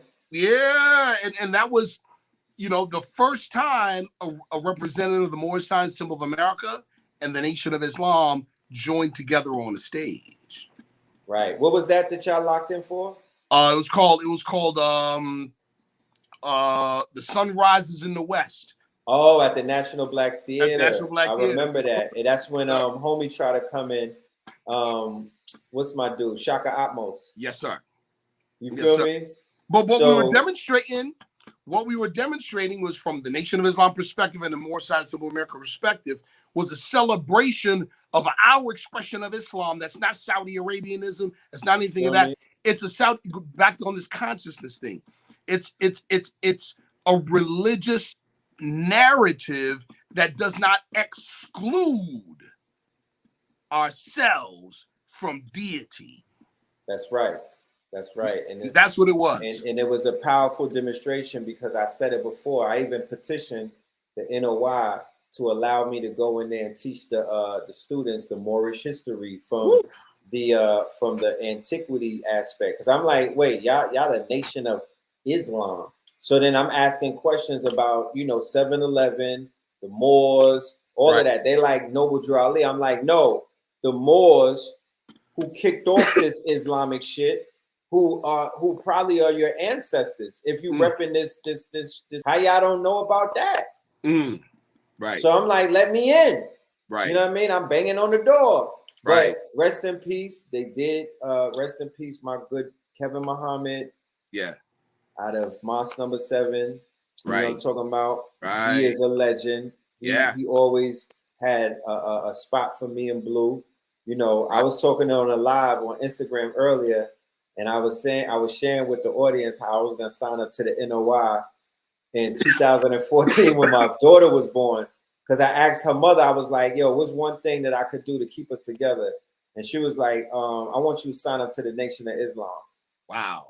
I was like, shit, that's heavy that's there. Heavy. Like, that's a commitment. Yo, bro, I was like, that's a big commitment. You just reminded me, we got a lot of history, bro. Oh, no, you remember back in 04, the 5-Point Street Leadership Summit we did in Harlem? Yes. And the nation was present. The Final Call wrote it up. You remember all of that? I remember that. That was the early beginnings. Damn. and then did you come to class in Brooklyn? Yeah. When we used to be in BK? Yeah. On Green? On Green. Right. That's right. You know That's what I'm right. saying? Remember Matea and all of them. I remember you had the DVD, it wasn't even DVDs, you had a VHS out, and your queen was with you. Yes, sir. And you was going in on the studies and whatnot. Yes, you know what I mean? Yes, sir. I was like, damn, this brother is deep. We go back, bro. But listen, back so real quick, I'm just sharing real quick. Oh, do it. Please. Like they have the movie The Adjustment Bureau, or now they're introducing quantum inside of like the Marvel universe. Right. That debate was so decisive that it steered our history, right? In this community. It did. Because if you had lost that debate and got washed up, right?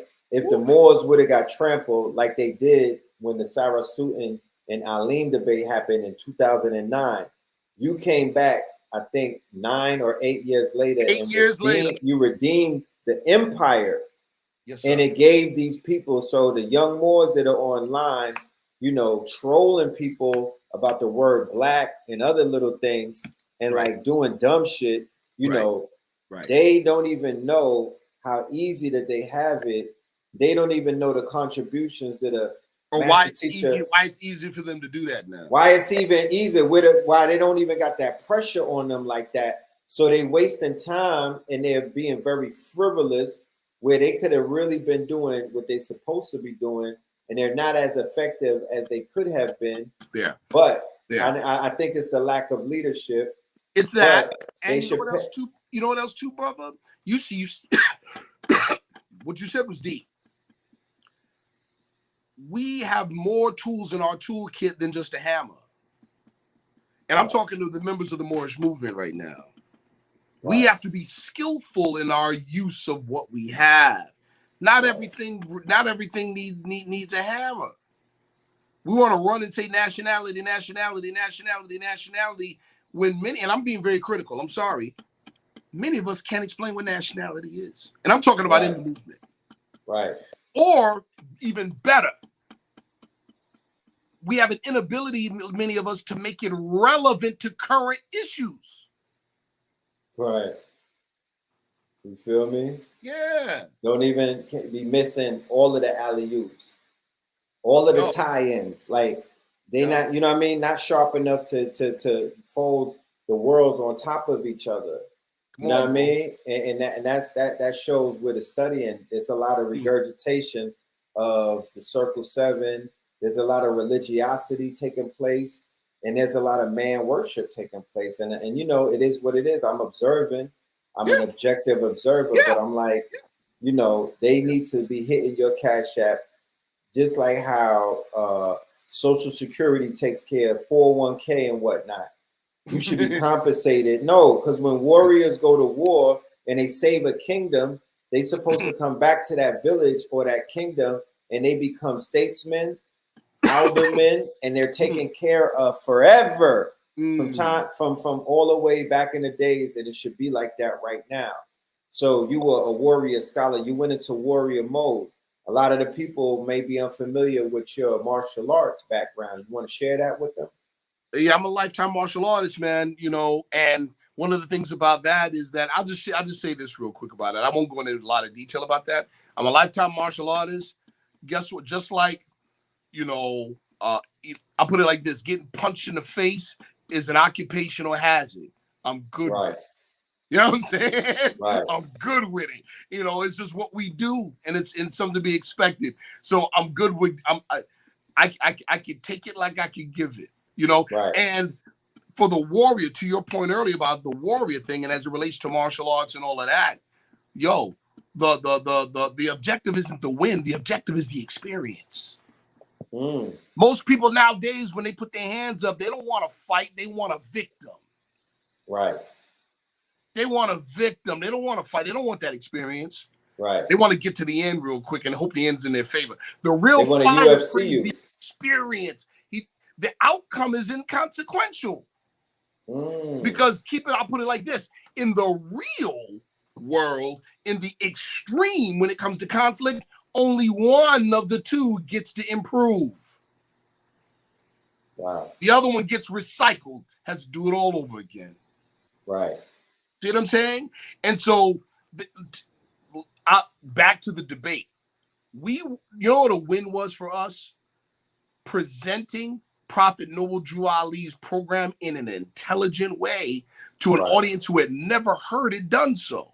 Right. That was our win. Articulate it the right way. Yes, that was our win. So however it turned out, if we got the opportunity to do that, we were good. You see what I'm saying? Right. That was our win for us. We weren't looking to, wash Reggie up, this, that, and the third. Although come on, you know, we're not, we have a saying in martial arts in our school, never sell, but if somebody else is selling, you buy. We came to buy. Right. So we wasn't coming half-cocked. We came with it. You know what I mean? We came with it. So it's like, if you're going to whoop us, right, we're going to make you whoop us. We're going to make you whoop us. It won't be easy. You know what I mean? It won't be easy. So, I'm a lifetime martial artist, meaning I live that culture. I live the culture of the engagement to elevate. That's manhood, and the highest expression of manhood is godhood. You see what I'm saying? That's what it is. You know, and so that is another thing that put our people to sleep when it comes to religion, when it comes to philosophy, etc. When we accepted the teachings of the lower self. Look at what this P-Brain just said. Are you on Sarnetta's team or the Moors? I'm confused. In 2022. You feel me? That's what I'm saying. That's what this YouTube era, and that's what comes out of it. Brother, they're looking to be entertained. No, they're looking for WWF, WWE. They want to trade us like baseball trading cards. Yep. They think this is a fucking video game. They think it's a video game. Are you Team Capcom, like Marvel versus nigga? If you don't, to be honest with you, if anybody ever paid attention to my demonstration on 125th Street, it was a protagonist-antagonist relationship from day one. Right. I was standing on the side of the truth, and they was not standing on the side of the truth. I was standing on the side of righteousness, and somebody else was standing on the side of unrighteousness. I was standing on the side of, the Moorish paradigm. Right.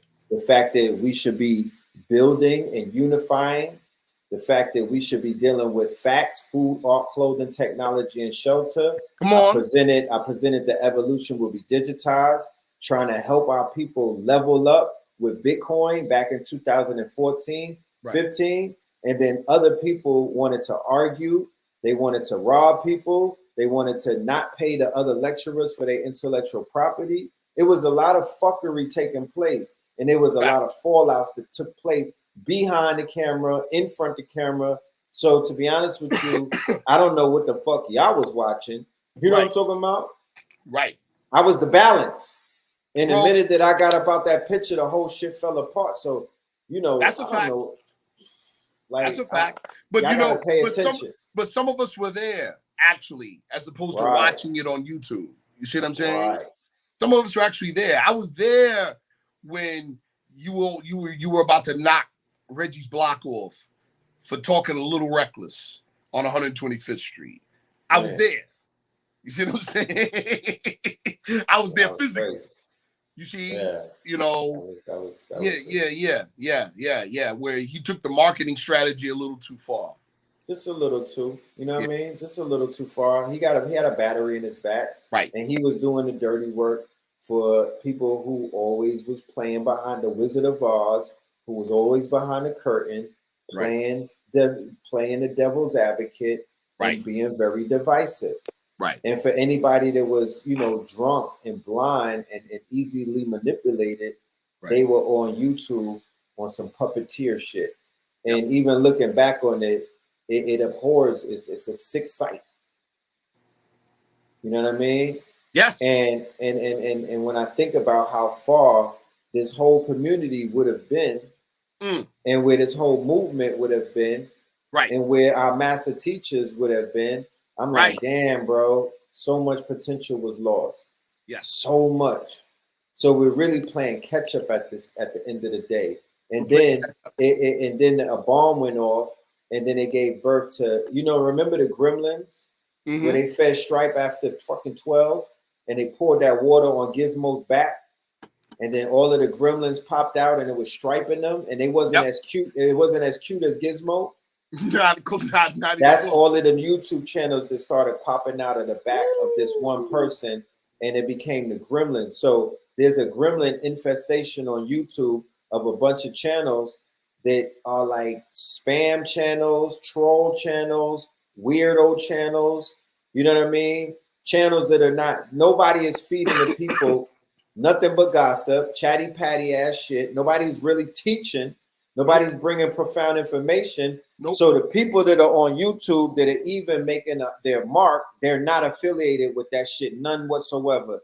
Then the 19 Keys of the world, the Derek Graces of the world, the Rizza Islams, the Ben X's, all of them came through our quote unquote funnel and whatnot. They came through our funnel, and we didn't even have to tell them what not to do. They already knew what not to do.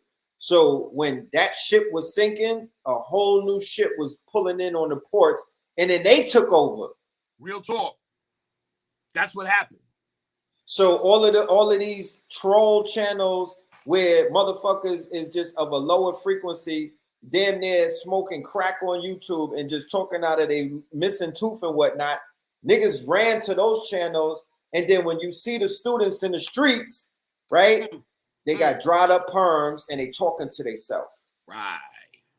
You niggas did not, the information did not level you up. It didn't clean you up. You went from halfway classy back to ashy, right? So what are you talking about? You could tell the quality of the information by how the students show up. It's the truth, brother. That's the truth. That's the truth. You got more of these fake scholars in jail than I've ever seen. Right. It's more niggas in jail than rappers in jail right now in this community. What you talking about? That's real. That's real. That never was the case. No. Tahuti was the first one to go down. They gave him 40 years. Oof. Right, salute to Natural Tahuti, but he was the first casualty. And the dominoes fell completely after that. That's right. That's right. That's so you judge people by the fruit that they produce. Right. Come on now. But right. Anyway.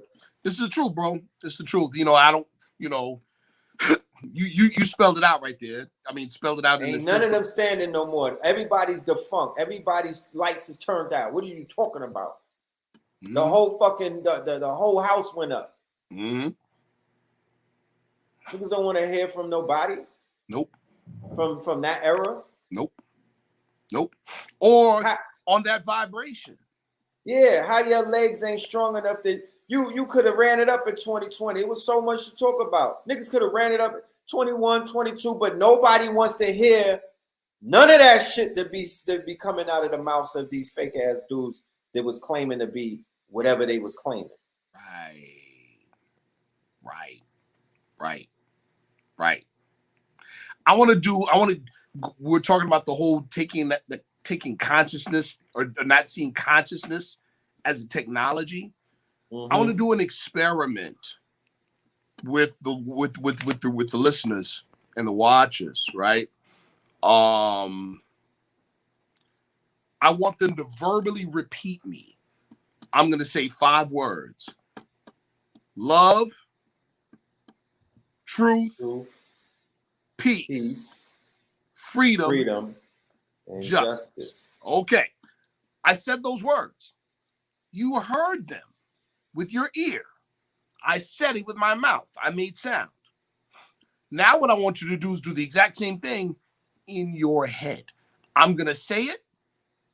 You're going to repeat it in here. Love, truth, peace, freedom, and justice. Here's the question I want you to think about. There's a couple questions. One, did you hear me? Second question, with what? With what? What ears heard me? Right. No, I'm sorry. Let me back up. Let me ask the right question. Did you hear yourself? Right. It's your mind. Right. Man, it's mine. You yourself. The answer is yes. The next question is, with what? When you didn't make a sound. Right. Is there an inner mouth somewhere? Here's the third question, which is even deeper.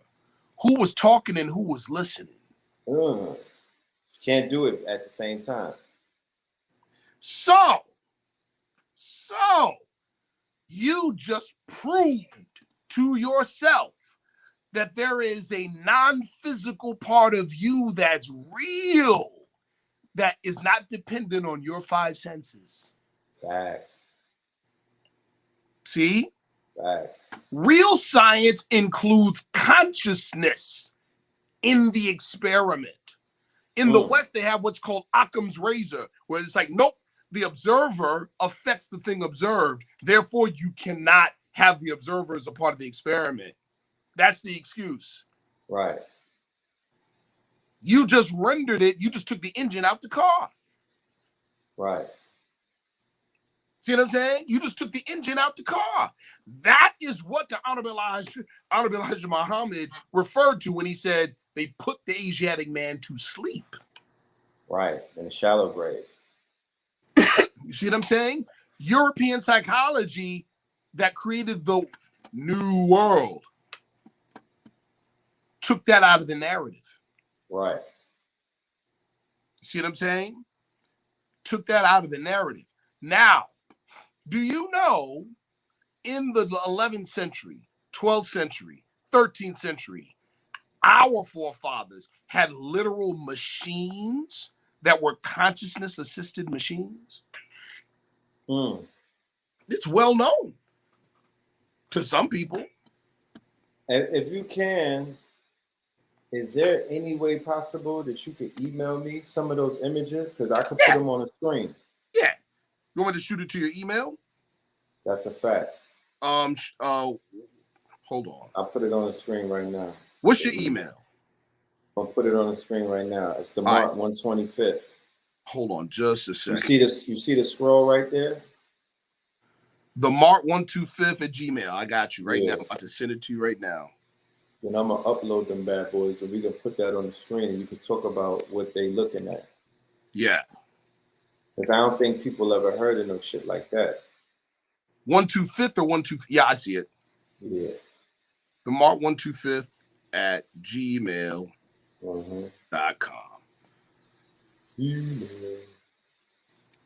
Oh, I got some cash apps. Okay. I see the people showing love.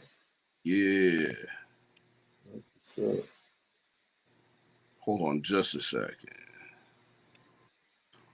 Salahuddin, Jessica, Malik, There's a Phil that sent me some. Okay, we got Phils out here taking care of Phils. All right, that's what's up. That's what's up. There we go.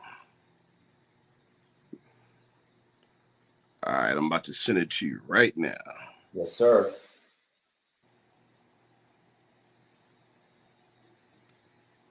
You know, we're gonna do a class one day about microfinancing. Oh, absolutely. Because the people have underestimated their powers. You know, what $5, what $4, what $3, what $2 could do. You know, and I want them to really see it in real time. The power is in the people. I said it before. I don't know who the people are. I know who the people on Cash App is because that shit comes with their name and whatnot. I could count that.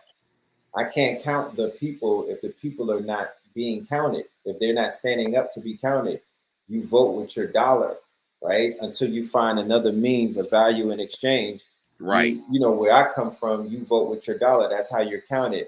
So when we made Gucci, Louis, Nike, and Apple, and all of these other brands $1 trillion, it was because multitudes of us come together and we throw $500, $1,000, $800 at these brands and whatnot, right? And they got mad at Kanye for being dropped by these labels and whatnot, not realizing Kanye only has to do the math and say, shit, well, if 10,000 people buy directly from me, you know what I mean? And I don't have to split the money with Adidas. Right. Well, I don't got to split the bread with the Gap. I don't even need all of the people who claim to be my fans. Right. I understand how this shit works. You feel me?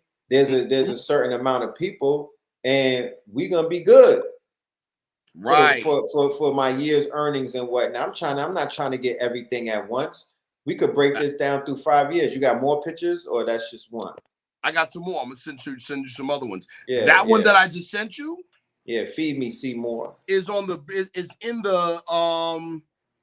it's currently in the British Museum. Is that right? But it was created in the Levant between the years 1241 and 1242. But it was designed to measure and detect telluric lines, in other words, ley lines.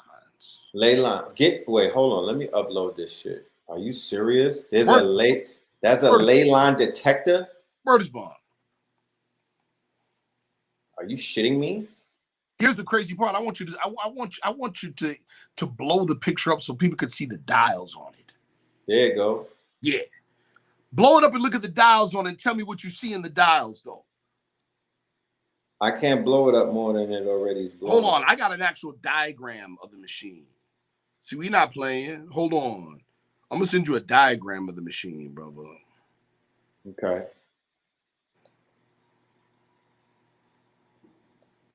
So explain to the fam what this is while I get the diagram and upload it. Woo. Okay. This is a literal machine, people, that was invented or created or manufactured in the 13th century by your forefathers.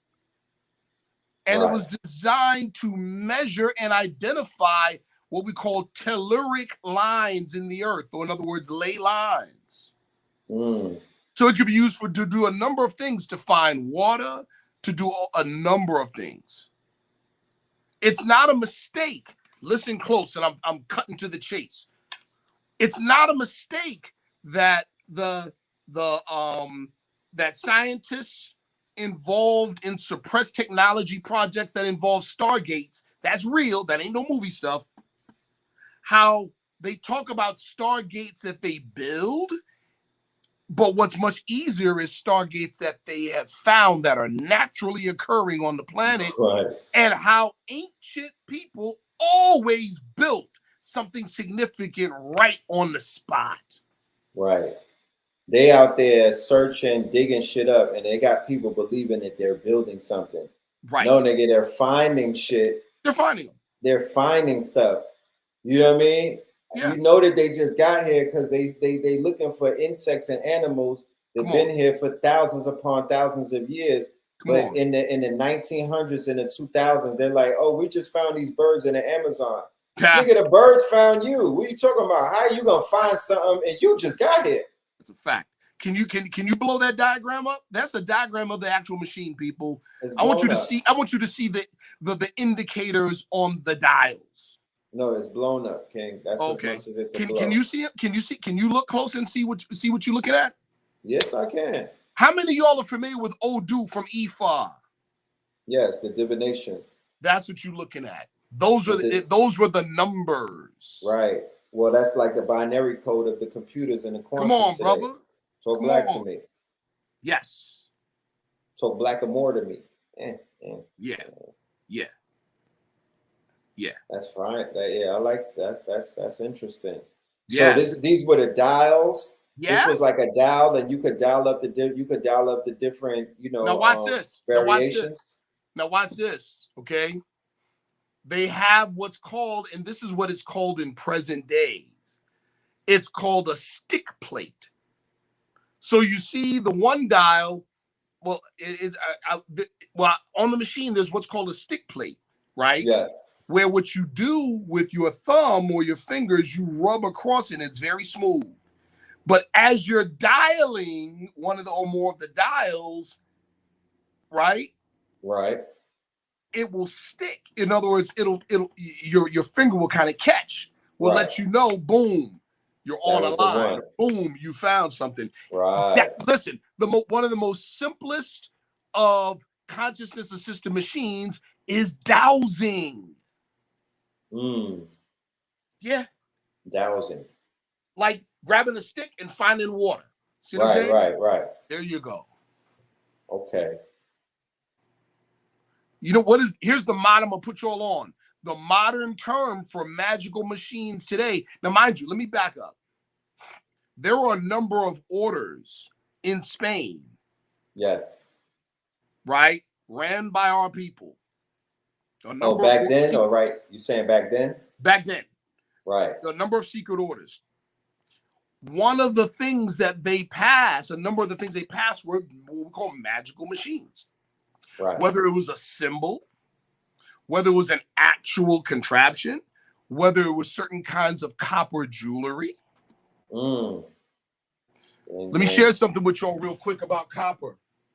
Bling, bling. All of you should have this book. The Body Electric. Let me tell you why you need this. Who's the author? Robert Becker. Robert Becker is the name of the author. Okay, Robert Becker. Let me tell you why you should have this book, people, and why it relates to what we're talking about right now. Back in the 70s, this Dr. Robert Becker was doing research based on a simple question. The question was, is it possible for the human organism to regenerate organs and limbs? The answer is yes. That's the short answer. Right. The qualification is the amplification of the body's bioenergy beyond its normal capacity. Hold on. One of the things that they found in their research that helped to assist in such a thing was, guess what? What? Copper.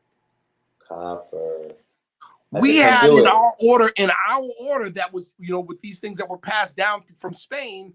Right. We call it the copper mysteries. Really? Yes. Copper mysteries? The copper mysteries. He's revealing some of the copper mysteries as it relates to bone regeneration in the book. You guys know what stem cells are in the stem cell technology industry. Right. That's big. Right. Yo, bro, let me show you what's even bigger. He talks about it in this book. The significance and the importance of stem cells is that they are called undifferentiated cells. Right. Meaning what? They could be made into anything. Right? Guess what they found out is possible? The practice or the idea of de-differentiation. Meaning they could take a brain cell or a sperm cell or a skin cell and de-differentiate it, turn it into a stem cell, bro. That's crazy. Wow. And guess what they say determines the ability to do so? The What's the process? amplification of the body's bioenergy. Right. You mean the voltage?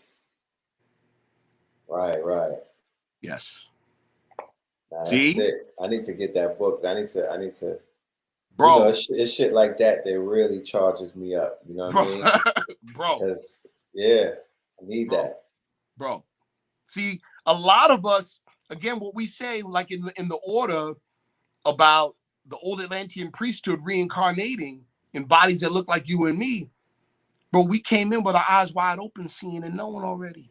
So we're gravitating to things that we were already handling consciously in a previous life. Right. We weren't born forgetful. Right.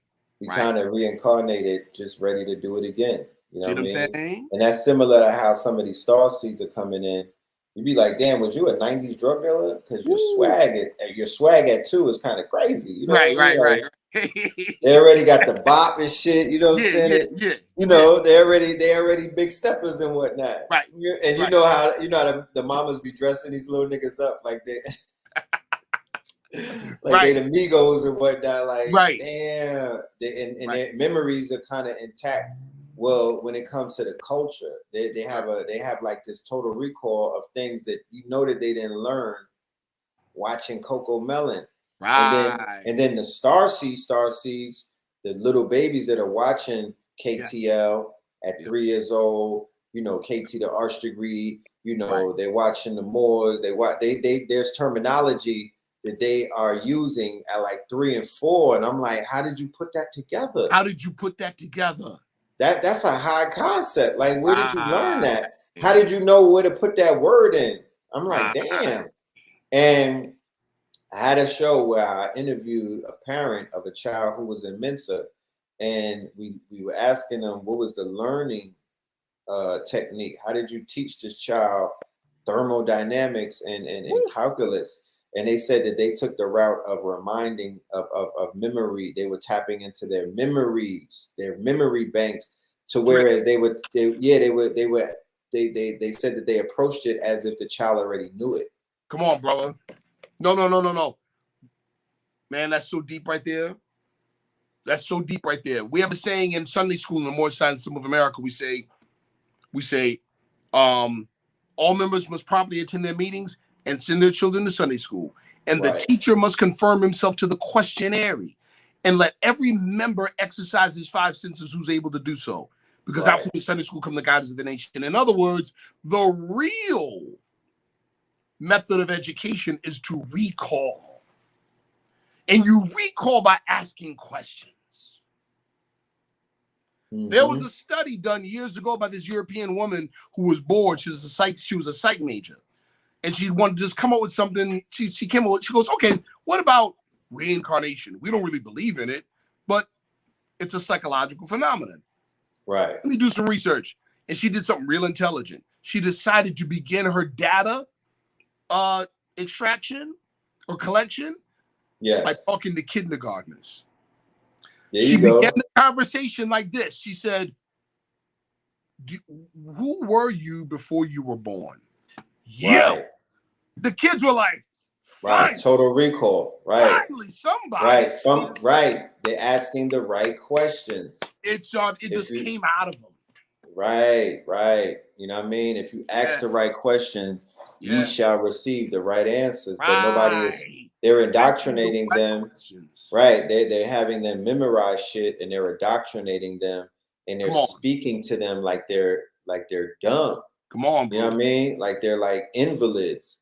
We say mind never forgets. And so this speaks to epigenetics as well, which means if we came into this world with past memories encoded in our genetics, we can ask the question. We can ask the question. It's not on you, it's in you. It's not outside of you, it's inside of you. If you wake up your DNA, if you're able to activate your DNA, then you'll be able to answer a lot of questions. Yes. Let's stop looking outside of ourselves. There you go. Tap in and wake it up. Let's talk more about this old world technology. Yeah, and see, this is what we're talking about. See, we believe that the bioenergetic system is the tech. So when we say transhumanism, we're talking about bioenergetic transhumanism.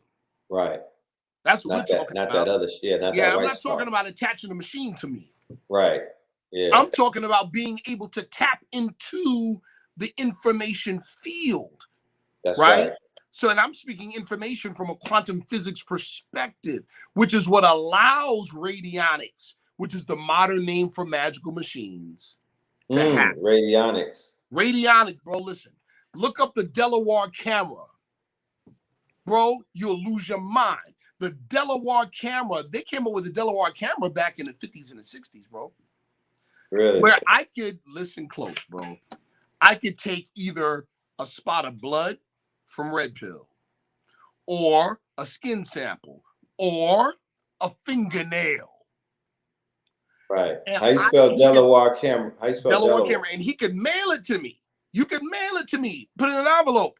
Right. I stick it in the machine, brother, and I will produce pictures, X-ray pictures of your entire internal anatomy and tell you what's wrong with you. How do you spell Delaware real quick? I'm going to send it to you, bro. Okay. I'm going to look that up. Yeah, I'm going to send it to you. It's giving me Delaware. Yep. I'm going to send it to you. Okay. Yep. Yeah, bro. This stuff is it's serious. Yeah, I don't doubt it at all. Yeah, it's serious. It's serious. I'm about to send. Hold on. Radionics. Based off of the things that I've seen, you know, in terms of like the old world tech. Yes. And the construction of these monolithic domes and whatnot. And just the architecture that went into Cordoba and Seville and Alhambra, like, yeah, it had to have technology that was ahead of its time that accompanied all of that beautiful architecture that we see that they built cities on top of, and they're covering up. That's real, brother. This is our tech. We were just put to sleep to it because we were put to sleep to the idea that it was even possible. You understand? So there's a part of you, my fingernail, a hair from my beard contains all the information about me. But here's what's deep. Right. It's a part of the Akashic record. It's a part of the information field which knows no barriers of time or distance or space. Facts. See that? Yes, sir. That means whatever changes in me can be detected by you. And so let me tell you what's deep about radionics machines, bro. During the 60s, 40s, and the 50s, when they were developing these things, it was really being developed in the medical field. Yes. Right? Makes sense. And then it got suppressed real heavy, right? Because they would be able to do some amazing things. But then it got suppressed, right? There you go. Okay. I sent it to you. Yeah, brother. Yeah. The Delaware camera. This is the diagram of it. Yep. There you go. Yep. Are you familiar with the dialectic field? Yes, sir. Okay, brother. Al-Kiba Law 44 talks about that. Yes. Yes. That's the field that we tap into. Yeah, bro. Okay, I'll go to the top. If you want me to read anything, I will. Not necessarily, but you could definitely share it with the viewers, because we need to open people's minds up to not just the possibility of the reality, because the reality's here, but the fact that your forefathers were doing it in the 11th and 12th and 13th centuries. See? This is important. So instead of looking at people like Socrates and Plato, they did what they did. We knew where they learned it from. Right. But here's the deep part. What we don't have, or what we didn't have in large part, is physical names of people to point to. Oh, they Right. learned in Egypt. Sure, okay. But now let's talk about people like Al-Zaryab. Let's talk about people like Ibn Sina. Let's talk about people like Ibn Rushd. See, these are real people that existed, and they were your forefathers, and they existed. They're the people that are directly responsible for the present Western civilization you live in now. Right. Blackbird. This is the part of Black history or African American history that they don't want the masses to know because it changes the narrative. Oh, This completely. is why Moorish history is so quiet. They don't want you knowing this part of your history. Right. Super This fact. is why, man. Super See what I'm fact. saying? They don't want you to know about. We talk about Neoplatonism and and how the role that Neoplatonism plays in Western Western thinking, in Western thought. How the Greeks, KRS, shout out to KRS, he talks about how the Greek knowledge, ancient Greek knowledge, was appropriated by Europe because how? Because of a man by the name of Averroes. They Europeanized his name. His name was Ibn Rushd. Right. Averroes translated the Greek classics. Right. Right? He translated the Greek classics and made that available to the Western world. Then there was Avicenna, which is the European version of Ibn Sina. And you know, they'll say, well, those were Arabs. Sure. Get our brother Tariq Berry's book, The Unknown Arabs. Right. We have no problem talking about how the you know, a certain group of Europeans adopted Hebrewisms. But for some reason, we think that didn't happen to Arab culture too. Right. See that? Super facts. Right. We think that didn't happen to Arab culture too. Like, you're not the real Afro-Asiatic. You're Exactly. not the real Arabian. I was in it. Somebody was in my inbox the other day, and Yes, they was sent me empirical proof about the melanated Moors in Yemen. Yes. Made me cry. Yes. Made me shed a tear, bro, because I didn't know the extent of what Saudi Arabia was doing to people that look, you know, the original Arabs, the melanated Arabs that Wesley Muhammad was teaching about.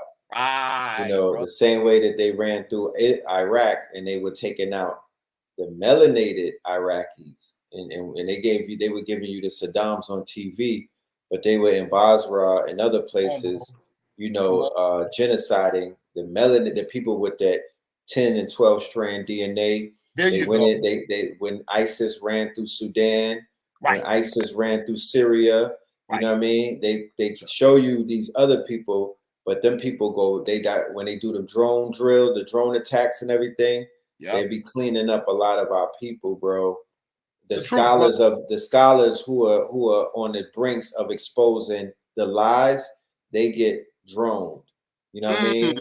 The conscious master teachers in those regions, they get droned, they get renditioned.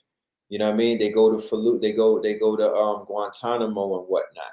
Right. You know, the same way in the Inquisition, the people that they were torturing and putting in the dungeons were the Moorish scholars, the master teachers, the wizards and whatnot, the Kabbalists, you know, the occultists of those days, the Salem witch hunt. And they were putting people on stakes and whatnot. You know what I mean? Those were the healers. And it was to kill an entire, remember, a world. Now we're talking Kabbalah. Now we're talking gematria. We're talking real science. A world is a realm of experience. Right. So when we say we kill a world, we kill a narrative. Right. Old world, new world. Yes. So they killed a whole narrative. They made it to where you couldn't even think the way your forefathers did. Right. They made it punishable by death and torture. So then they indoctrinated with the Roman Catholicism, the Holy See, all of these fake narratives. You know what I mean? So the war is always for the heart and the mind. And so when we say in the Moorish Science Temple of America, what is our religion? Islamism. Is that a new or the old time religion? Old time religion, meaning the old narrative. We're not Like talking old mind about state. secularized religion where it's like a hobby where I go to the mosque on Juma or I go to no. We're talking about your world. Your mental. Yes. Right. We're talking about your worldview, people. Right. How we were looking, standing on the balcony of a castle. Yes. Overlooking our empire. Yes. Right. That stretched the 7 seas. That mind state where we knew the trading routes. Where we did not live in lack. Where the oceans and the seas were bustling with life. You know what I mean? Where we beautified everywhere that we went. Hold on, people talk about gentrification. Hold on real quick. Do you think? People throw out the word gentrification, yes. right? With the gentry. And I'm like, and they blame the Moors for going places and shining their lights and building castles and just being who we are, right? Right. Young, rich niggas, I'm saying. You know what I mean? And they get upset. They like, you should have never taught these people anything. That's like you're not telling those Europeans that they shouldn't gentrify your fucking, your hood. Let me share this. I'm glad you said that. Hold on. Do you think that Europeans came into Africa to educate Africans? Right. Do you? Right, exactly. So do you think that we went into Spain just to educate Europeans? Right. Like we had a lecture. Hold on. I got a PowerPoint. Slow down, guys. You know what I mean? Stop playing in those piles of feces. I got a lecture that I want to drop on you. Right. You know what I mean? Slow the horse down. We got a PowerPoint. Like, wait till you get a load of this hidden colors. Like, no, stupido. Like, what are you talking about? The fuck? Oh man, that's crazy. That's crazy, bro. It really is. But what you were saying, here's another little tidbit of research for people, right? Solon, the priest who reportedly told Plato about Atlantis, the priest Solon, said that there were a number of kingdoms in the Atlantean Empire. Right. There were a number of cities, a number of city-states. Of the empire, of course. But he gives a special description to the central city-state. There's a spot that nobody talks about very publicly, but there's a ton of research on it. A ton of research, including the CIA writing a paper on it. A lot of it is still redacted. And this space gives it has the exact, it matches 100% to the description Plato gives. Guess where it is, bro? It's called the Rishat structure. Rishat. The Rishat structure in Mauritania, just south of present-day Morocco. That's where it is. Really? Yes, sir. The Rishat structure. Rishat. And this was what now? Wow. Oh, this was Atlantis that they said. Ta-da. Even shows the salt deposits where it got flooded out, bro. Yo, look at this, y'all. This is crazy. I learned something new today. Sir. Look at that. Yeah, the Eye of Africa, it's called. Wow, the same way that they built up Dubai from that overhead. Yes. You know what I mean? And they created the Rishat. And this is in This is in Mauritania. This is in Mauritania? Yes. What the fuck? You see the concentric circles? Yes. This shit look crazy, bro. Yeah. That's the waves that niggas be having in their head. Yeah, I can see it as I'm seeing it as Atlantis. This is what the Black Panther movie is gonna explore. See? With Namor on them. Wow. Oh yeah, I'm going deep diving tonight. This is interesting. Nah, because it's literally speaking to me, bro. Yeah, bro. I see I can see the light. I'm feeling something strong coming off of that swirl. Matter of fact, I'm gonna send you a video by this European investigator, bro. I'm gonna send it to you right now. Right. Yeah, I'm gonna send it to you right now. Okay. Yeah, that's what I'm talking about. Yeah, I'm feeling something off of that demonstration. Yeah. Yeah. Speaking to me. Yes, sir. Yeah, it's crazy.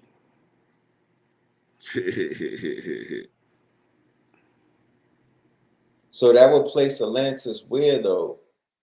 That well, there are a number of different kingdoms, so that's why you have very similar stories in different places in the Mediterranean, there in North Africa, in the Caribbean. You see what I'm saying? We're looking at it as one singular place when you know, there were a number of different locations. It was a kingdom. Right. So it was spread. It was vast. Yeah. Okay. It was a kingdom. I just check your email. This is interesting. I just sent you a video that's incredible. Okay. He talks about the CIA research in the Rishad area. Like, what in the world is the CIA doing there? Shit. Right. Yeah. Right.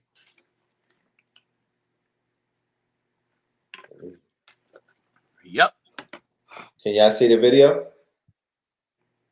No, I don't think they can see the video. They have the other screen up. You have the other screen Okay. of the different pictures.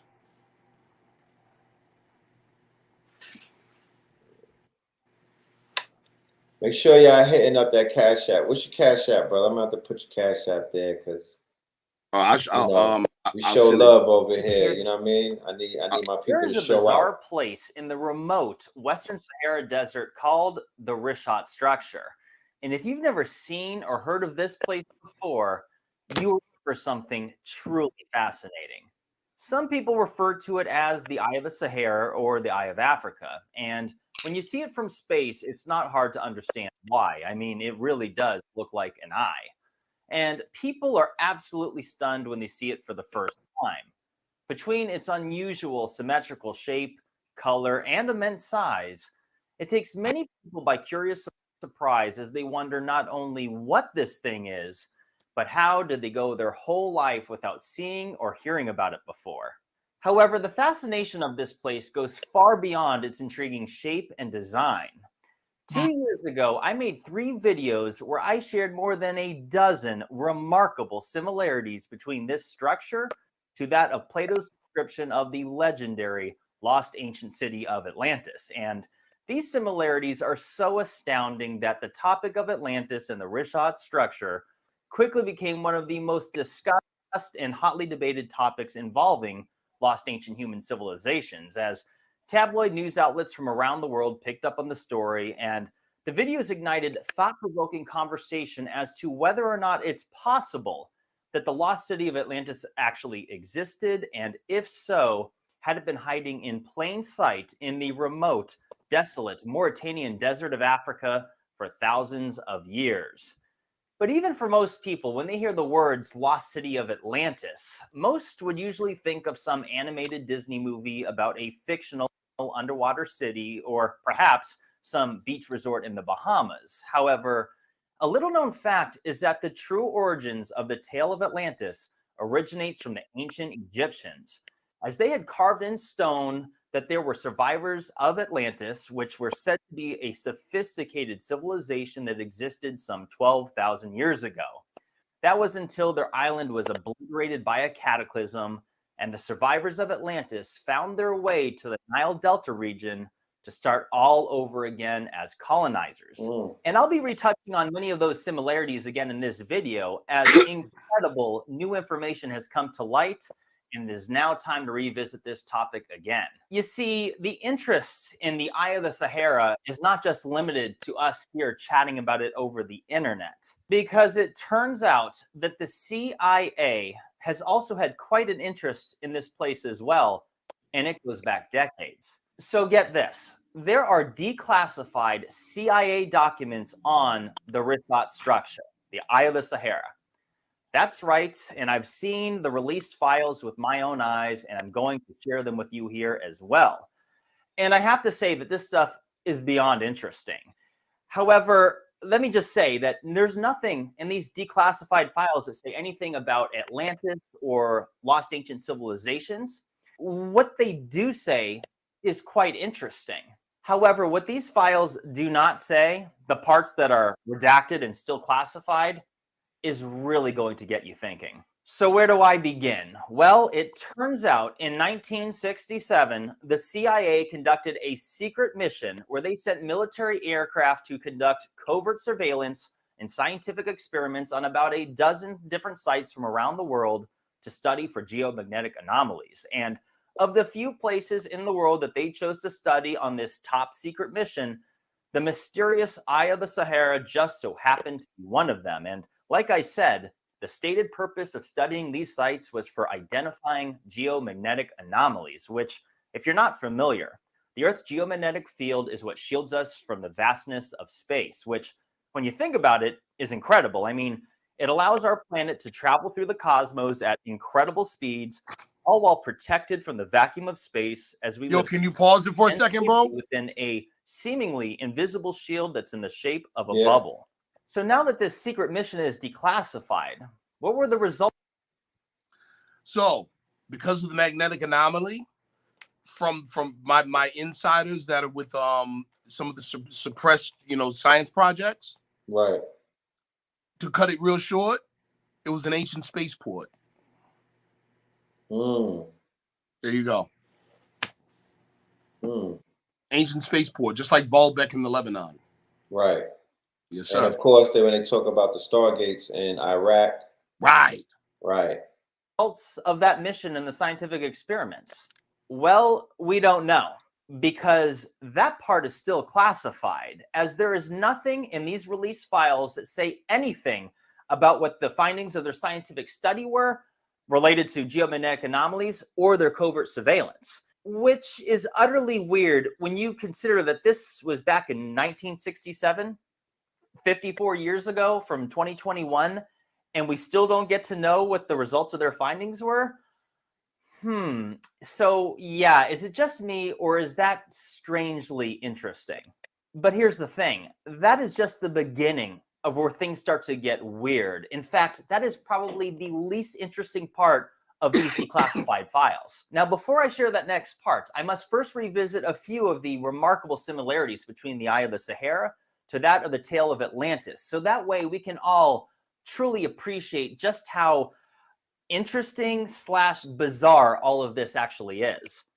As I discussed in my previous videos, the story of Atlantis originates from the ancient Egyptians, and they had described an empire named Atlantis, which consisted of 10 kingdoms, and the capital of Atlantis was on an island that consisted of 3 rings of water and 2 of land, which, of course, when we look at the Rishat structure, you see that it would precisely match that specific detail of 3 rings of water and 2 of land. And not only that, it was said to open to the sea at the south, which is exactly what you see here at the Rishat. In fact, you can literally see the striations in the sand where water once flowed through it. But not only that, those white blemishes are indeed salt. An unbelievably significant detail, which I'll discuss more of in a moment. But Atlantis was also said to have mountains to the north, mountains that were said to have rivers run through them, which, yes, there are mountains with evidence of ancient water flow north of the Rishat. Atlantis was also said to be surrounded by a large plain, which also exists for hundreds of miles on both sides of the Rishat structure.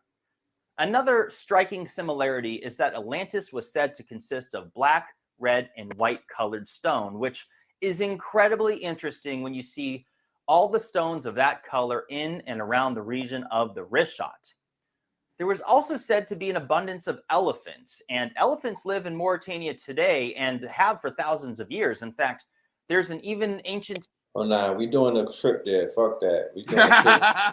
I'm dead ass. Because I haven't seen, the only person is repping the Moorish travel is Sharif Bey. Like, I haven't seen too many Moors take anybody to the castles or on fact-finding missions. And, going to Kemet is great. We'll skip through Kemet, but I'm on my Indiana Jones. You know what I'm saying? I'm on my Kentucky Jones type shit. Like, I need to find some shit that ain't been found. I want to be the new Dr. Ben out this bitch. Plus, we want to investigate these spots with our narrative. With our all-seeing eye, with our narrative, go up in these spots and take 5 grams of shrooms. Come on. And really get on your exploration type. Come on. You feel me? Yeah. Like, yeah. Shout out to Prince Uriel Bey. Yes, sir. Legend, rising power to him. I was watching a video with him and Azazel. Shout out to Azariah, rising power to him. My you guy. know what I mean? Yeah. So we're losing the giants, you know what I mean? The legends and whatnot, who had, these are libraries. They had so much information that's not on the internet, you know what I mean? And they wasn't necessarily, especially Azazel, he didn't make that transition into social media where he was just spilling all of his information for free like that. You know, he was still on the ground. He was still outside with it. So yes, he was.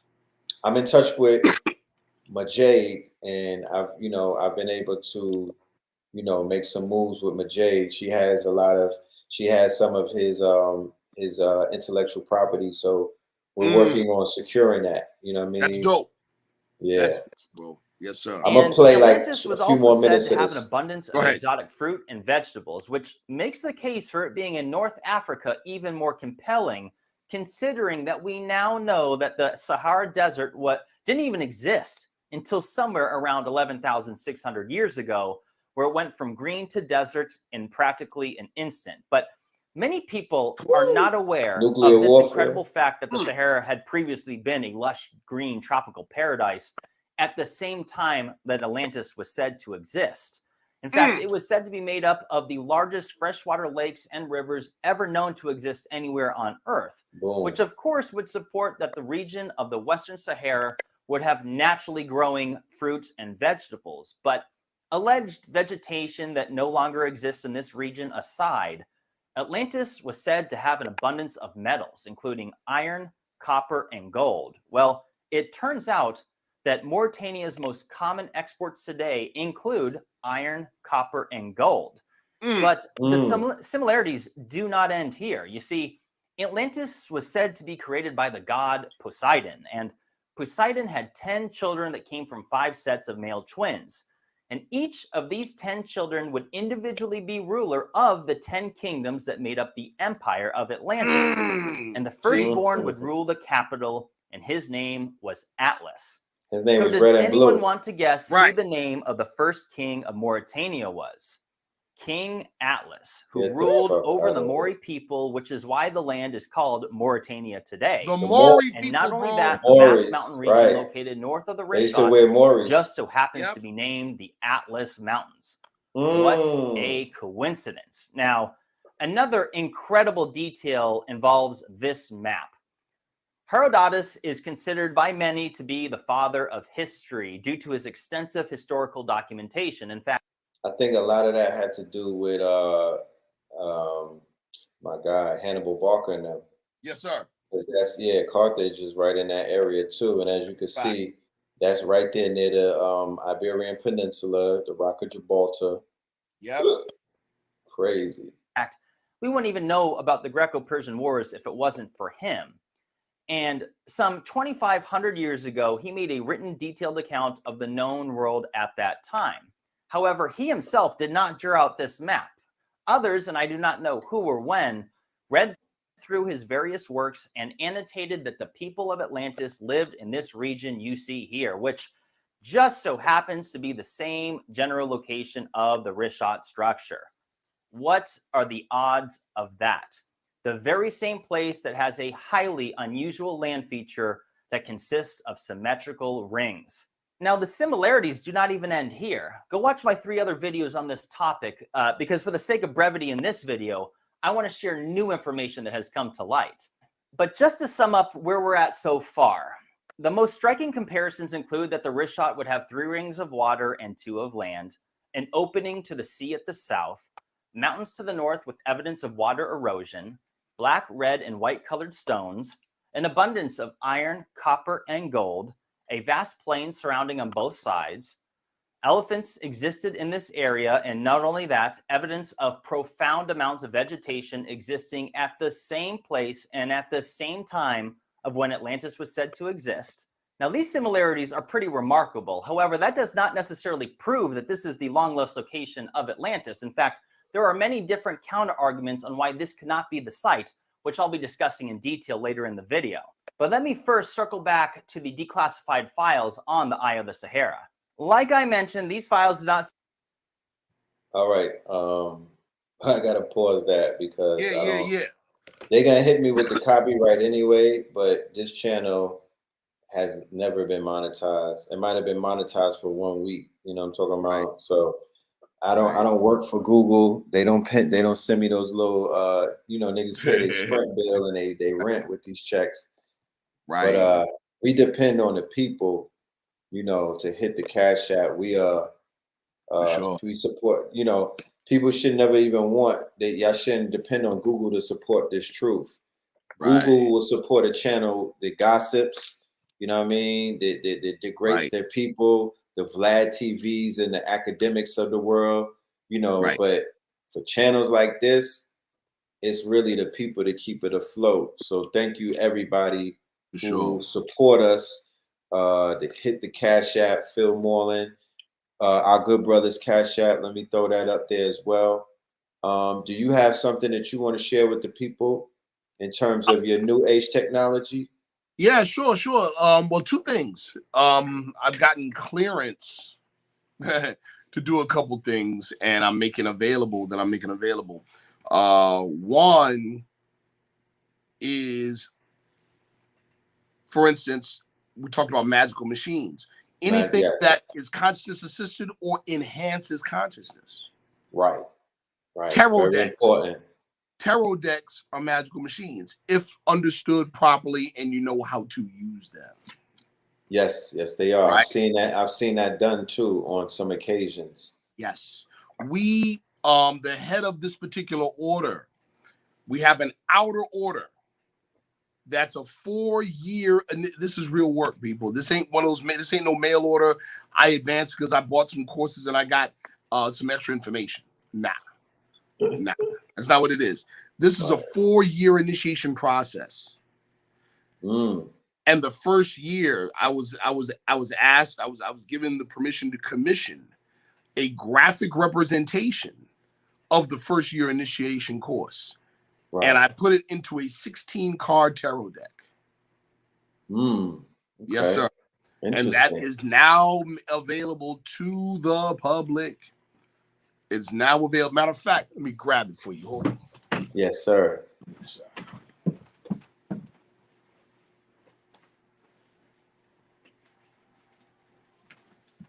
Got it.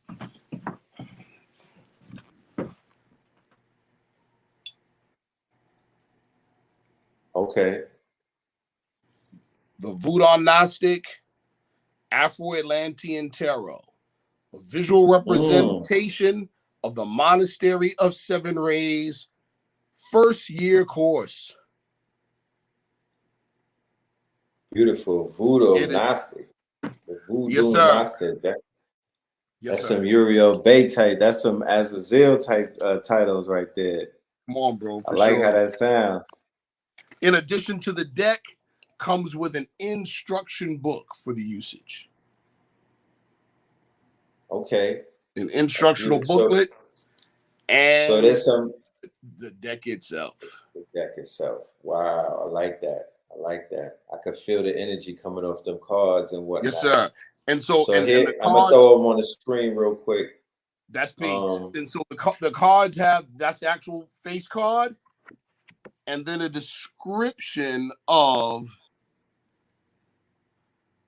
the window into inner space each one provides. Wow. Yes, sir. So just give me some insight on how I would be using these tarot decks. Sure. Would that be like, you know how people do readings on YouTube, like the sisters be sitting there flipping cards and whatnot? Tarot is not initially designed to do divination, although you can do divination with it. Yes. Just like the Chinese Yi Ching, the Book of Changes. The Book of Changes, right. It's not designed to be a book on divination, but it can be used as such. Yes, we've had Destiny Grind come through. Yes, sir. And demonstrate how that is a viable source for divining.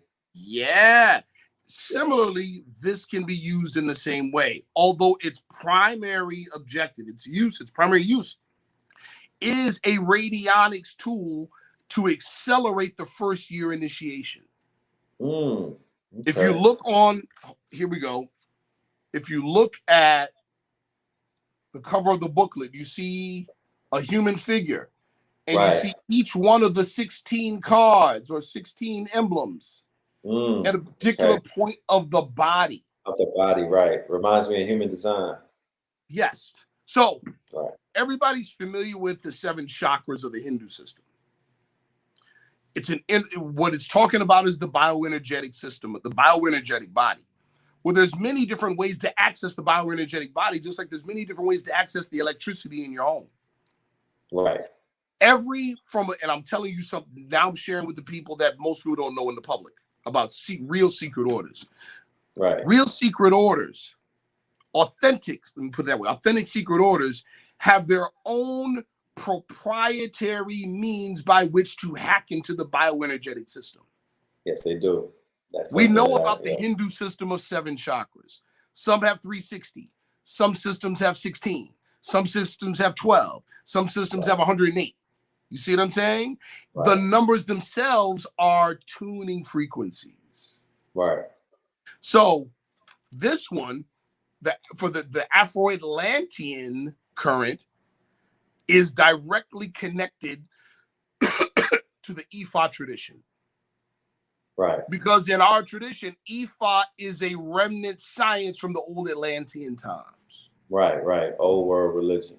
Right. So each one of those spaces on the body is what our French brothers, shout out to Toussaint L'Ouverture and his order. His order was called the Order of the Black Snake, which is a part of our order. Right? Each one of those spots is called penchant in French, which means a hot point. It's a window to enter the inner universe. So it's turning the human body into Abraxas himself, the universal man. That's it. Yes, sir. Shit, yes, sir. Okay. I felt that. Yeah, I felt that. Yes, sir. You know what I mean? Yes, sir. And it literally means to turn the human body into this broadcast machine to where now you can access past, present, future. You could do, the body itself is the technology. The body is the tech. I've said it before. Yes. People talking about SpaceX and going to Mars. I'm like, shit, intergalactic travel is the shit right now. Real talk, bro. Like inside. Bro, hold on. See what you said. Real SpaceX. When you can access the thoughts, let's talk about the connection between the UFO phenomena and archetypal psychology. Right. Carl Jung, in developing what he called archetypal psychology, did something similar to Descartes. He went into sabbatical and realized over time that there are thoughts in his head that he did not create. Right. They're archetypes. They're older than his incarnation. See what I'm saying? Facts. They're older than his incarnation, and by tapping into them, he's gaining access to life forms that exist in between his ears. Right. Some of those life forms are not human. The connection, when you bring them, because they're in the deeper part of the psyche, in inner space, when you bring them closer to your regular conscious, it's like bringing an alien from the deeper reaches of space closer to the atmosphere of Earth. Right. In the very real sense, the two are connected. Damn. Yes, sir.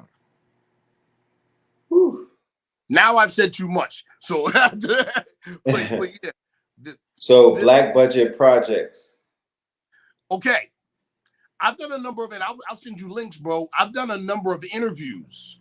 Right. With insiders on black budget projects and suppressed technology. Because I'm familiar with. That's how some of these. Say it again, bro. I said I'm familiar with black budget projects that DARPA and other, know, what was called. It was called the before they start calling it the deep state. It was called a rat line. Called the rat line. That's right. The rat line, right? And it was tied into like the underworld drug shit. The body the organ harvesting, and all of that. All of that was used to fund a lot of these things. Right. Now, a lot of the projects get farmed from the government directly over to private corporations. To private corps, right? But private Right. corps farm them to the government as well. That's fact. Now, I've interviewed, I know a number of these insiders that worked on these projects and still do work on some of these projects. So I asked them a direct question a couple of years ago. Direct question. I said, is there a connection between black budget projects and scientists on the working on these black budget projects and certain secret organizations and secret societies and occult organizations? He said, absolutely. Mm-hmm.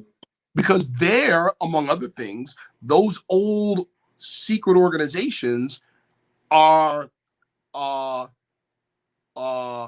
reciprocals of ancient technology, of ancient tech. They're the vanguards and the recipients, right? They're exceeding the throne. So they're the recipients of the stolen knowledge, because a lot of these secret societies are inherit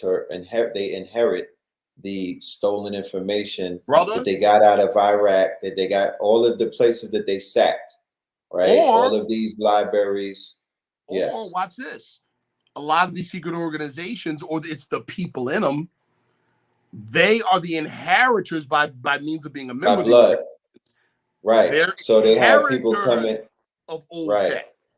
Yes, right. So people come in, they're assets because of their affiliation to their bloodline. Right. Like a Rockefeller, you know what I mean? Or, you know, they'll come in and be like, well, shit, I got a private library, you know what I mean, with manuscripts out of the Oriental or you know, the Occidental. And, you know, it's all kind of formulas in it. You know, I'm an asset. I got, you know, I got shit that I got off the black market. Like, let's work. Or watch this. Let's take it a step further. Or they're inheritors of, follow me, an old narrative. Here we go. The narrative we were born into was linear in the beginning. Right. Nonsense. The narrative we should have been born into, that we're being reborn into, especially in the Moorish side of America, is time never was when man was not. Man was not. Right. We're not looking for a beginning. We know that there are many beginnings. That being said, one of the narratives, follow me on this, and this is where the Honorable Elijah Muhammad scared the bejesus out of the powers that be. He said that those little things flying around in the air, you call them UFOs coming from aliens, are actually homegrown. That's closer to the truth. Right. What you've had, instead of where we are technology-wise in the world, the European caught up to us when he exploded the atomic bomb. Right. It's happened many times before. That's how that desert popped up in the Sahara like that. It was lush and green. You know, when you go out there with the radiate, you know, with the gigameters, you know, the shit start kicking up. You know what I mean? Because there's evidence of. It's the truth. Yeah. Now, that being said, we've had cycles of creation and destruction, cycles where we've reached the height of technology and then crashed. In each cycle, there's been survivors. Right. How advanced you think they are? Right. So advanced that you don't know they exist unless they want you to see them. That's right. See that? So advanced that they live on. They have subterranean dwellings. Subterranean, right? They're going in the ocean. Okay. They going into the mountains. You know what I mean? But it's easier for us to believe, and the powers that be that want to control the narrative, no. It's easier for us to believe they came from outer space and only outer space. Wow. When thousands of millennia prior, they could have been people out of space and came back. Right. See? Right. See? But that changes the narrative on everything when you look at it from that perspective. How do you think Hitler knew where to go to look for certain people? Right. Let me tell the people how. During World War I, there was a member of the German army. His name was his last name was von Sabatendorf. He was an Austrian nationalist. He had some Jewish friends that lived in, he was also a Freemason. He had some Jewish friends that lived in Istanbul, Turkey. Mm-hmm. They were also Freemasons. He went there. They introduced him to an Islamic Sufi order called the Bektashi. Right. I heard that. They initiated him. Follow me. They initiated him. He goes back to Germany. Now remember, Germany took a beat in World War I. That was the rise of German ultranationalism. Nationalism. That's how. Yeah. Nazi party. That's right. For national pride. Rudolf von Sabbatendorf founded a secret society called the Thule Society. The Thule Society, right. The Thule Society had developed a political arm that was called the German Workers' Party, which later became the Nazi Party. Hitler's SS were all members of the Thule Society. Yes, they were. There was a partner society called the Vril Society. They had a channeler by the name of Maria Osric. Right. Maria Osric had a number of these scientists come in, and she was automatic writing. The result of those writing turned into anti-plans for anti-gravity craft, bro. Right. What about Blavatsky's Helena? Yeah. Inclusion. What about Helena came early. Helena came earlier, but Helena stole all her stuff from one of our people. Yeah, from Beverly Randolph. P.B. Randolph. Pascal Beverly Randolph. You know what I mean? Sir. And they bodied him, got him out the way. Yep. Yeah, P.B. Randolph. P.B. Randolph was in contact with some of these very same high intelligences. Right. We know that because we have his writings. He has his writings, right. He's tapped in. He's so a legend. One of the big, in certain secret orders and real secret orders, what makes them authentic, one of the things that makes them authentic is having a link to what they call the Ascended Masters. Right. Same people that in the Nation of Islam, Elijah Muhammad called the 24 scientists. Right, on the wheel. There you go. Right. And then some people even identify the Galactic Federation. Come on, brother. As the Ascended Masters. You know what I mean? Yes. So, yes. Yes. So, original people from previous cycles of creation. Right. They're homegrown. Right. I could dig it. Yeah. You know, I could definitely dig it. Yeah. I remember I was wilding on my show the other day when somebody mentioned the wall behind Antarctica. And I was like, we don't need to go behind the wall. We got enough shit going on in the Bronx. But, you know. Which is true, by the way. Which is true. But in hindsight, you know, if that person is listening, you know, I do want to humbly apologize for that because I kind of went beside myself because at the end of the day, you know, it's bigger than the Bronx. You know what I'm saying? And my mind is expansive, and I won't limit myself to just, you know, the mundane. So that person is owed an apology because you know, it is time to explore the inner and the outer and all things possible. You know what I mean? Yes, sir. Yeah, I went on a trip within, and then it showed me like, no, you know, you were in error. Like this shit is bigger than you know, you're shrinking yourself by even saying that. Right. Like get back into your expansion. Right. So, no doubt. I mean, you got to, brother, there's a point to be made there. You think ley lines don't cross through NYC?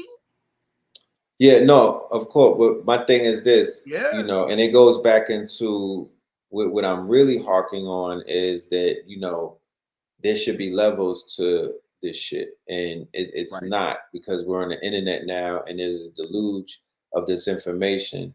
And what I should have said to the brother before I, you know, said what I said was we gotta strengthen our foundation first. Yes, sir. We gotta get our minds and our bodies right. Like we should work on the shit that we see in front of us, because as a student who jumped into information feet first, but it was an Olympic pool and almost drowned, I would have fared better if I learned how to swim in the 5 and the 6 feet and then got into the 14, 24 feet. Right. So people are just jumping into the 24 feet, and it's like, you know, you be out there, and when it comes to the mundane, that's not even, you know, niggas is withering away and not handling the basics. And then you out there, you know, you on a Star Trek Enterprise, right, in outer space, right, and then, you know, you cut your ties to the real world, and you don't give this shit any type of reverence, when the real scholar knows that you have to balance the two. You have to have a foot in both worlds. So we can explore on some Indiana Jones shit. We could go inside of the body on some quantum Ant-Man shit, but we still got to have our house in order. Well, that's a fact. Yeah, we can't skip leg day. We still have to have a strong motherfucking legs in this reality or this realm and whatnot, because we can master, because when you lock in with this ancient technology, you know, you'll be able to master more things in this world.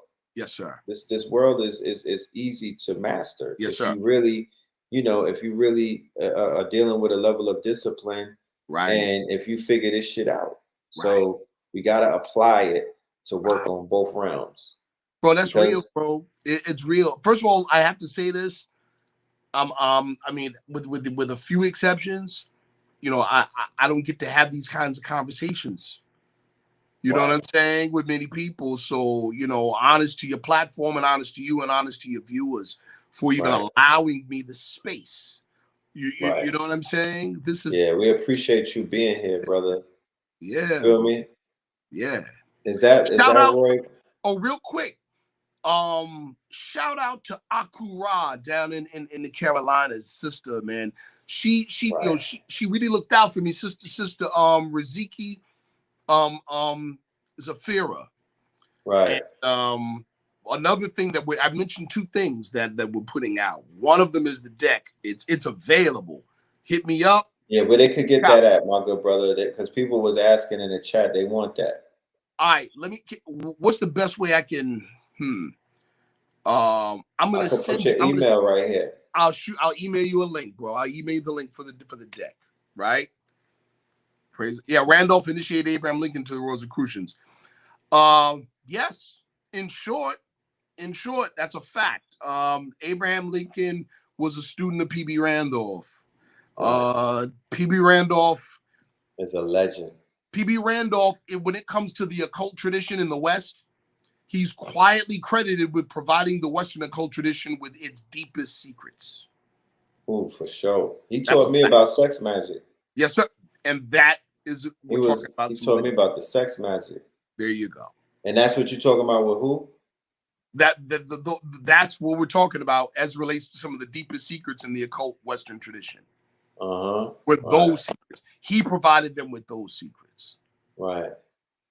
He was one of 3 headmasters of an order called the Hermetic Brotherhood of Luxor, or the Hermetic Brotherhood of Light. The other individual's name was Paulos Metamon, who was a Coptic Egyptian priest.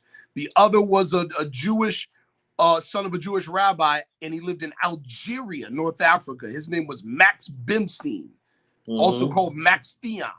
Those two later also informed Blavatsky, but under pseudonyms. The pseudonyms were Serapis Bey and Tuatit Bey. I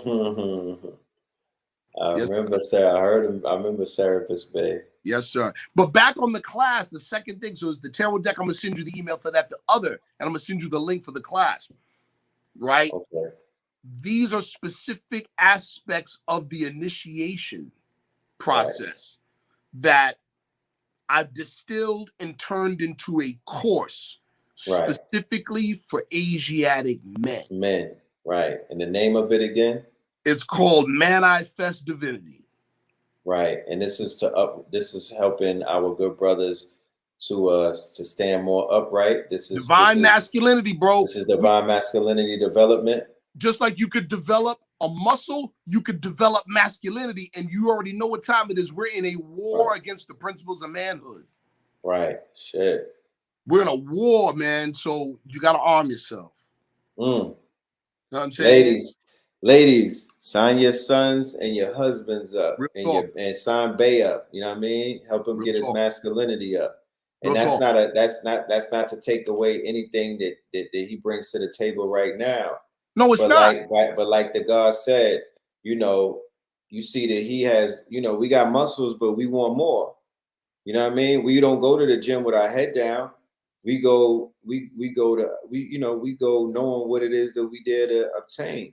The highest expression of manhood is godhood. Ugh. And you can't make it to godhood until you master manhood. Bro, That's a fact. And follow me. Outside of genetics, shout out to brother Wesley Muhammad on this, he brought a lot of this out. Outside of genetics, outside of chromosomes, gender is 60 to 70% biochemical, which is why the estrogen storm that you're subjected to is effeminizing so many of us. Right. You got to have a way to counter that. There's an actual fact that from the years 1973 to 2011, sperm quality and count has dropped 59%. So you say they had that super sperm back then? And I'm saying today, you see what I'm saying? Make sure you send me your email, right? I want to post that up real quick. Yes, sir. Yes, sir. I'm going to do that right now. And this is his Cash App for the family who want to bliss him and who want to, we don't say donate, invest in what it is that the God is doing. I promise you, and this is not a shameless plug. This Moore has been working relentlessly for as long as I've been in this community. You understand? He's been putting up points. He's been demonstrating. You know what I'm talking about? And he's been walking the walk, and he's been improvising and improving upon ever since I've been in the community. You dig? I discovered him on VHS. It was like, I gotta meet him. Feel me? And then I met him, and here we are. So, let's we start these Wednesday shows, but I only bring the legends on Wednesday. So when I bring the legends through, it's almost like if we was in if you came to my kingdom, when you pulled up, you know what I mean, with your caravan, we would throw roses at your feet. You know what I'm saying? Myrrh, frankincense.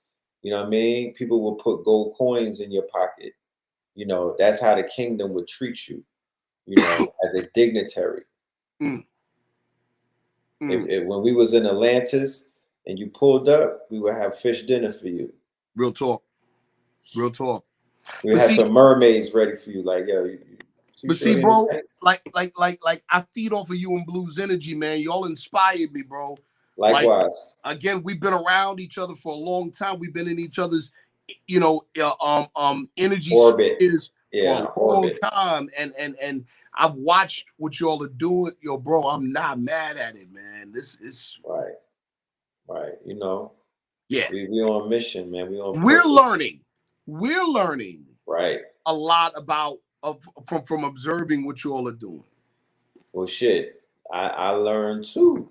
Yes, sir. From others around me. So like I said, I'm a lifetime student. Yes, I don't really gotta even hit. I hit the books, and I'm online and whatnot.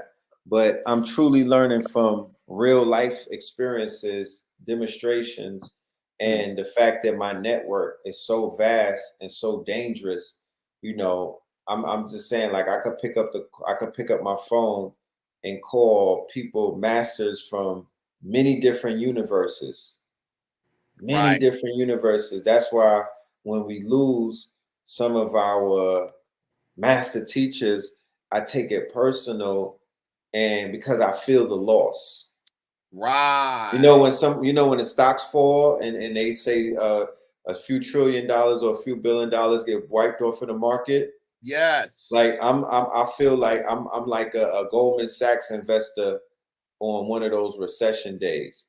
When we lose somebody who hasn't yet, not to say that they didn't fulfill their walk and whatnot, I'm a historian, but I'm also somebody who understands the power of documenting everything. So when we're losing people and their story is not documented, and I say that because I didn't put the camera in front of their face and extract what I need to extract. I didn't ask them the $1 million questions. Right. So it makes me look at myself and say, well, I have to change my roll up, because what I'm doing with these platforms, to be honest with you, yes, sir, it's just I'm only giving about 10%. I could do much more. My vision is full production at this point. You know what I mean? Beyond the media. I'm talking about, and I'm not saying even I'm beyond Hollywood. I'm Godlywood.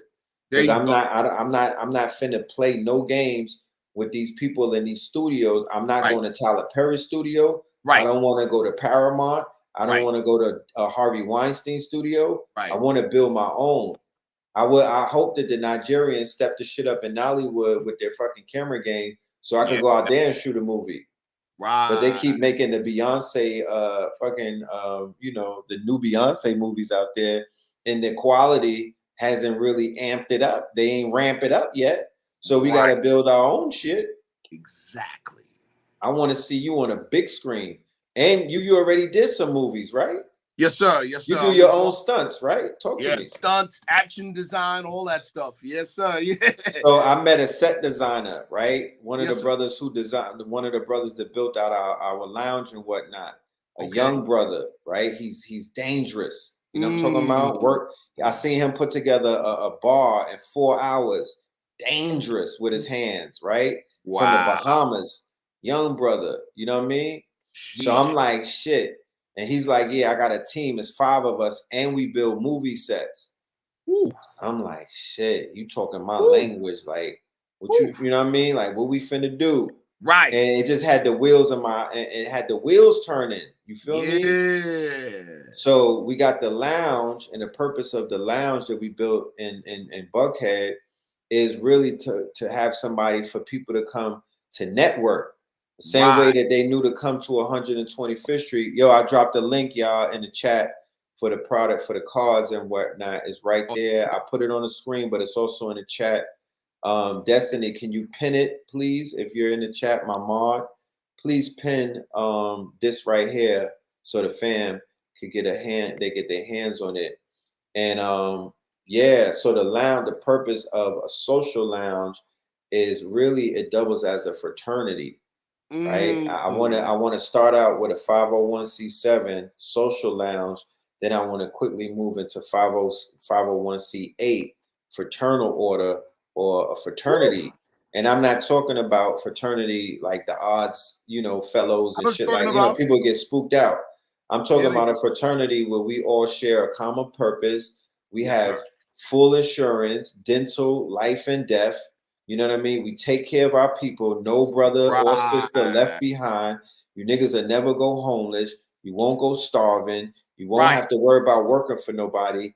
But when we extract, what we're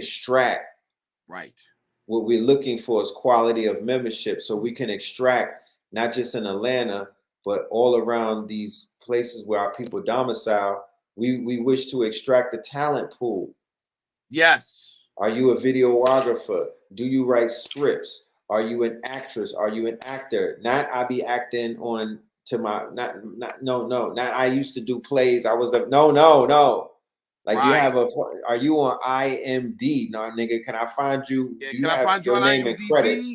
If you on IMDb, talk black to me like Drake said. Don't tell me you a model unless you in the Vogue. Like we not doing that. Yeah. You could get that, you know what I mean? You could go. We're not doing that. We talk when I keyword quality, and I ain't talking about QC. Quality of membership, meaning that we want the cream of the crop. Let's not deal with. Let me share this with you, bro. And that I've been involved in film, but a lot of people don't know how much I've been involved in film, right? So we have a film we do set design. We teach every aspect of filmmaking from pre to post-production. That includes script writing. That includes, shout out to my man, hold on. I see my brother Tim Jennings Bey. Yo, bro, let me show you what I'm working with, bro. All right, unbelievable. Yeah. I had a rep for the town. That's my brother Tim Jennings Bay with what Street Addiction Academy. Let me tell you what this brother and his wife did. This brother and his wife, you want to talk about providing real solutions for the community, bro? Right. This man and his wife put together a diagnosis and treatment model for street life addiction. Street life addiction. I ain't never heard of that. Bro, That's they're published crazy. in peer-reviewed scientific journals. Oh, could you connect me with them, please? Absolutely. You kidding me? Yeah, can you connect me with them? Yeah, absolutely. That's fire. You know what I'm saying? Absolutely. So absolutely. we could do much more if we were all on some, you know, they said get on code. Like we'd be able to accomplish so much more if we would focus more so on organizing.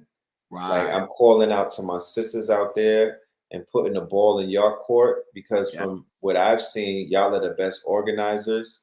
Right. You know, I'm in Atlanta, but you don't gotta be from Atlanta to organize with us.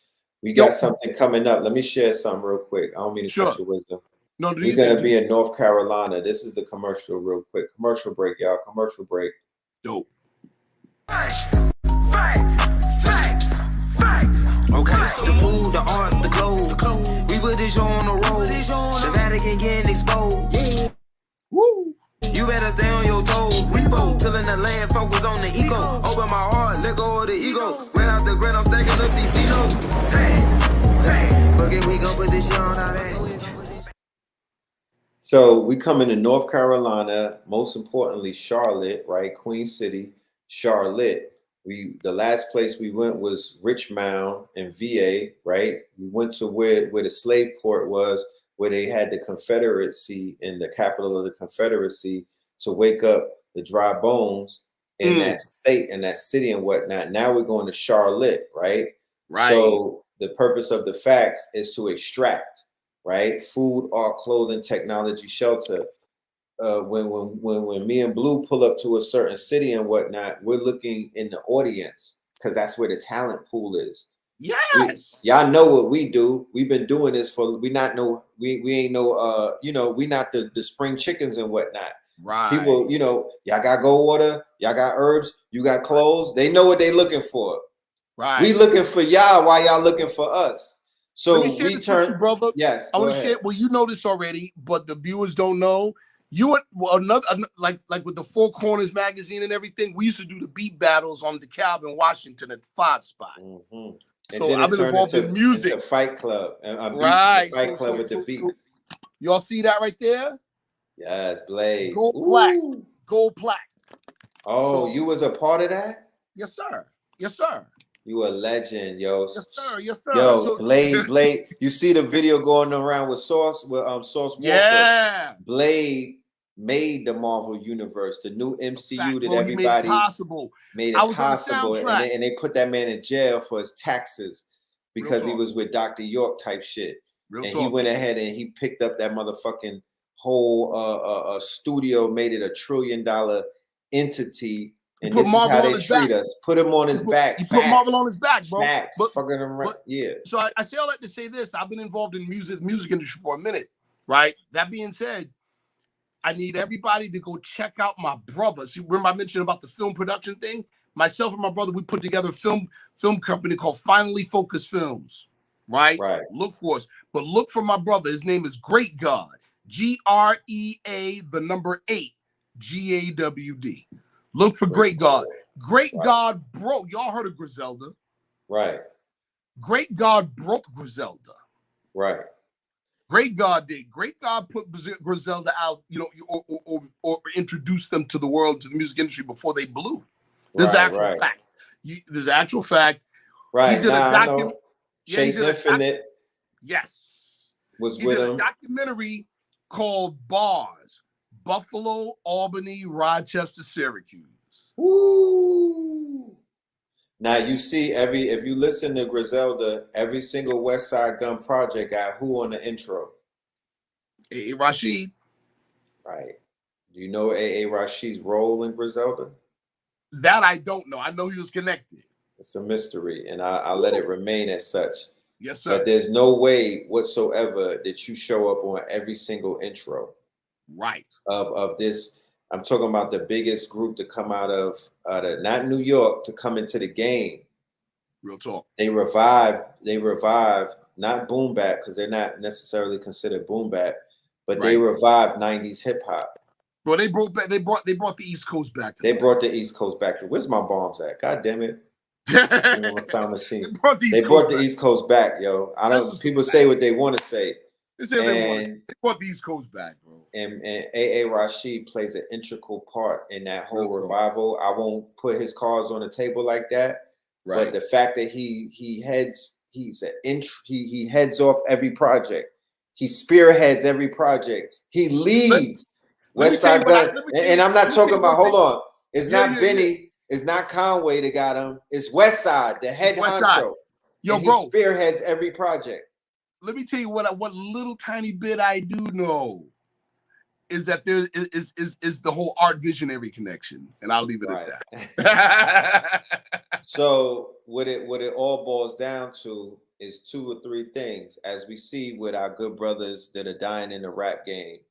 Yep. If y'all don't have spiritualists on your side, if y'all don't have Kabbalists on your side, if y'all don't have astrologers on your side, you ain't got no vision. You don't have no vision, and if you don't have health practitioners for all of the artists that are dying of health-related issues, you niggas is moving backwards, and you would rather align yourself with the help. You would rather align yourself with Caucasians before you fuck with your own people, and that's where you went wrong, right?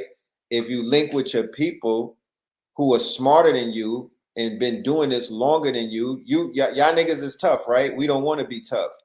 We want to be behind the curtain as the Wizard of the Oz. We want to be the Svengalis. We want to be Yoda. We don't want to be Luke. You niggas could Skywalk all day. I'm Yoda and I'm Obi-Wan Kenobi. That's where the power is at. Watch the demonstrations go down. There's movies being made in your face, but it's not up to us to tell you what's going on because, it's a secret society. All we ask is trust.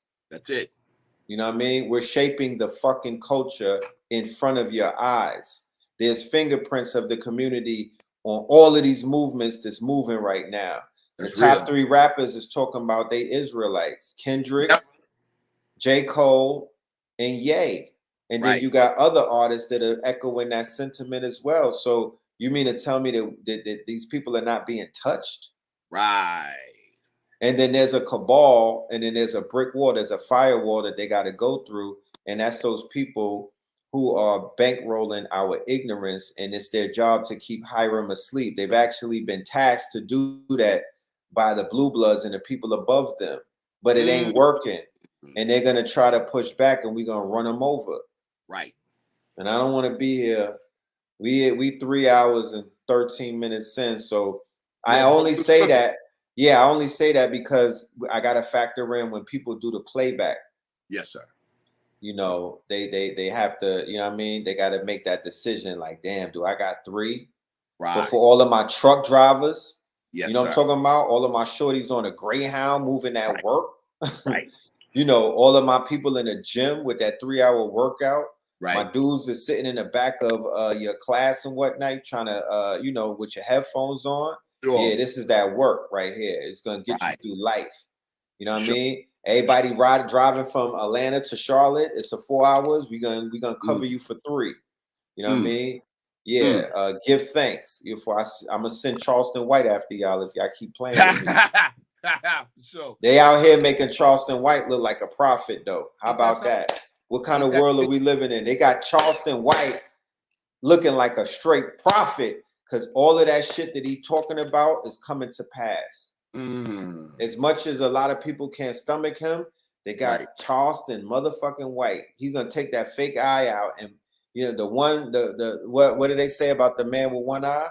He's in the land of the blind. He's king. He cooking these niggas, yo. Charleston is cooking these niggas, right? And everything that he's saying about the streets is on point, and it's showing you is manifesting. What kind of juju is he working? Right. He working hoodoo. He's not voodoo. That's nigga. He's working that Woods, Right. Texas Hoodoo, and Right. he's damn near a prophet at this point. Yeah, bro. And he's a sacrifice, but he's a prophet still, because if they take him out, he's on Kevin Samuel status. He's Godfather, and Right. and they're gonna make a whole bunch of Charleston whites if they do anything to him. That's so a he fact. kind of got niggas balls. He got him by the balls in a sense, but he's bringing down the nigga empire brick by brick. Right. You know. Right. He's bringing it down. Right. I want to play some music. Yes, sir. Do you have any last words that you want to leave the family with? I'm gonna have you back soon. We're gonna cook up some more I'm loving classics. I'm loving it, bro. I love sharing. You know, there's this whole thing of there's with some people that, oh, members of the Moorish Science Temple of America don't open up and they don't share and they don't teach things. Nah. First and foremost, that's not me. Secondly, that's not the organization. You know, listen, one of the things that Noble Drew Ali gave us, right? He gave us secret information, right, to practice as our religion in the open. Right. That's why we're talking about what we're talking about. That's why I'm talking about what I'm talking about. You see what I'm saying? So I'm available, bro. I love sharing like this. Plus, two, it's almost late. It's almost late in the game anyway. Right. We behind the 8 ball. We need to know. You talking about information in 2022. Yeah. When you supposed to have been in class in 06, 7, and 8, 9, 10. We can't help it if you late to class, my genius. Yo. Because a lot of the information that shit got scrubbed from the internet. And if you gotta humble yourself and pull up the right way, and we'll point you in a direction to where you could find a lot of this hidden information, because the information got thrown out there, niggas weaponized it, and they caught bodies, not literal, but they went real goofy and crazy with it, and they had to get stopped. The ancestors sat a lot of you niggas' favorite teachers down, right, and whatnot, because they was mismanaging and mishandling nuclear materials and whatnot. So in what era and what day and age and what time do you throw out sacred information to people who not even proving themselves? What the fuck you talking about, bro? You the profane until proven until proven different. You don't get you like, there goes that rights of entitlement, and it reflects a new generation. And I'm not shooting at the new generation, but y'all know what I mean. Y'all don't want to work.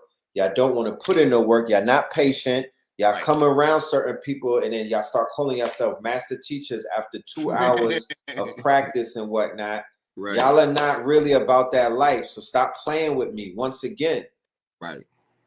Y'all came from the debate era. You're not, you don't even have edification like that. You think information is about a dick measuring contest. Right. You're taking the information so you can monetize it, and you could go ahead and charlatize it. You Charlemagne the God ass niggas out here. You know what I mean? Y'all just, you know what I mean? Y'all 2 minutes away from wokeism. So I'm not, you know, I'll turn into an asshole around shit like that, because y'all need to humble yourselves and be fucking students. That's real. That's real. That's real. You know? Be a fucking student. We sat at the feet of the master teachers and even cleaned their shoes if need be. We were very humble. We would never in our life have the audacity to be like, damn, Bobby, you holding back. And he's giving us 8 hours of information, 10 hours of information. Where was you when this man was at war? How dare you say anything to this dude? Like I said, he saved the whole Moorish paradigm. He picked them back up. Y'all wasn't outside. Them niggas was in the grave, bro. I had to come on 2/5 with a fucking shovel. Yo, bro, you remember the video you and Blue did on site on the event? Man, Sonny had to take that video down, bro. Oh, yeah. That hurt his feelings, bro. I need that, right? I need somebody screen recorded it. We was wilding. But you said some very truthful things. You said, listen, had it went the other way around, it would have been all types of fez and kufi smacking. You see, Oh, right? they would have got violent. It would have turned into some violence, bro. Yes. It would have turned into, they would have been the same way that was around the same time that ISIS was out, right? Yes. And they went and usurped a whole group. Remember, Ali Muhammad and it was ISIS. Yep. Niggas was in Kemetic talking about, oh, they naming their babies ISIS. Yes. And then they started a whole terror organization. Nobody had no pushback or anything. Right. Nothing to say. But they would have been stringing up Moors in the streets like ISIS was stringing up Moors over there in the Middle East. It was dangerous for a few hours and whatnot outside. Bro, you feel me? It's and real. we had to get militarized. Niggas had to switch into war mode to fight for the rights of some people that don't even fucking understand and respect. You know what I mean? All of these new these gremlins that popped out of the back of Gizmo, right? They not even they don't have no fucking respect. Right. They don't pay no homage. Right. And they don't even know who's who. Don't even know the players, bro. Don't even know the players. Get your koofy smacked. You know what I mean? Don't even know the players. And they just online. They be online trolling all day.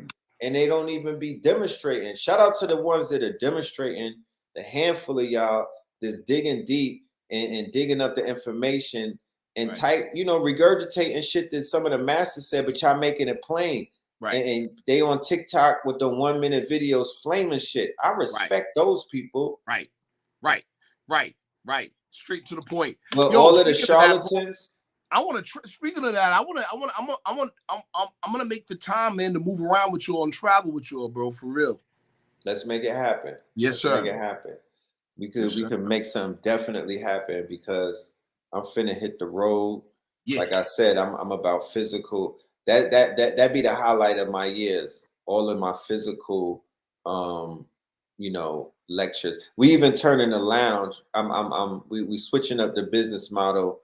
And we're gonna make the lounge as we go into the winter months. Mm-hmm. It's gonna be events only. You know what I mean? We was doing a weekly thing, but now we're gonna change it to event only, and I might do a monthly lecture there. But when we do the lecture, the deck is gonna be stacked so high. A nigga gonna be like, I can't. This shit gonna be like Invest Fest. They're gonna be like, I can't miss that. You know what I mean? Because it's gonna be a moment in time. Right. So where I come from, my school, the school that I came from, I never missed a lecture. Right. Come on, bro. Never. I was. Because if I wasn't there, then there wasn't a lecture. Right. That's how I seen it. Until I show up, it don't start until I show up. Come on. And I had to be there. My presence had to be there. My eyes and my ears. The millions of ancestors that are in my blood and my DNA, they gotta be live in the building with me to get this information so I can motherfucking wake up. Right. That's how I seen it. Right. That's right. I remember walking out of Phil Valentine lectures with a migraine. Yes. But the migraine was he short-circuited the fucking chip that I had in my head. He evicted the European who had real estate in my brain. Yep. There was a whole eviction process taking place over the years where Bobby and Hakeem Bey and you and everybody was coming through with the mop and the broom and sweeping them the fuck up out of there. They was evicting them because they had real estate in my brain and my subconscious from my 0 to 7 programming. Yo, shout out to Hakeem Bey and Moo Atlantis, bro. The Moo Atlantis, another unsung hero who turned the lights on before these squatters came in here and squatting in the castle. Right. Hakeem Bey turned the lights on in the castle before all of these fucking Moorish squatters came to squat in the castle and sell the people our utensils and our silverware. Right. Because that's what they out here doing. They selling the silverware from the castle. They selling pieces of the chandelier and the upholstery couches and whatnot. Right. They not even selling the house. Right. And Hakeem Bey, if y'all don't start off your lectures paying homage to the ones who came, the C. Freeman L's, the Hakeem Beys and whatnot, I feel that you're in dishonor. You have to. I make sure to say the names because I know people are Googling those names. They're pausing it, writing it down. What did it say? Dr. Delbert Blair, Hakeem Bey, C. Freeman L. Oh my goodness, Dr. Phil Valentine, Bobby Hemmett. You know what I mean? Because people will be like, yo, I found you because somebody said your name. So I return the favor. There you go. There you go. There you go. But that's what we're supposed to do. Hakeem Bey was ahead of his time. Atlantis. He was technologically advanced when people did not understand what the fuck he was trying to do or talk about. Real. He was on his metaverse. He came with the metaverse shit years ago, bro. Ain't that something, bro? That's real. It's like, I mean, I'm learning, but I'm like, this nigga's advanced. Yeah. So shout out to him. Anything that you want to leave them with? I want to give honors. You know, since we do that, that's what we do. We give honors. We're honors to do. I want to give honors to the two brothers that introduced me to the Moorish movement. Those two brothers are Brother Nakeem Bey and Brother Ralim L. Shout out to Ralim L, the legend, aka the truth. Shout out to Nakeem Bey, another one. Right. That they don't say his name, and he was very instrumental, a beast with it. Right. You know. Rise and power to Azazel, aka Azariah, absolutely, Dr. Jack Felder. Matter of fact, bro, I'm glad you brought him up. Yo, Azrael, Azazel Bey, he gave me my first lecture opportunity at the Dempsey Center, bro. Are you serious? Word is bond, he did. Come on, man. Word is bond, he did. See? You see what I'm talking about? Yeah. And that's the video that I probably was watching because I was buying my videos from him. Yeah. Yeah. You had your whiz with you. Sure did. Going in. That's a fact. Yeah, you was going in. You was going in. I remember that. Yes, that shit that was doing numbers in Harlem. That's a classic in Harlem. Yes, sir. Yeah, Dr. Jewel Pookrum, Sophia Stewart. You know what I mean?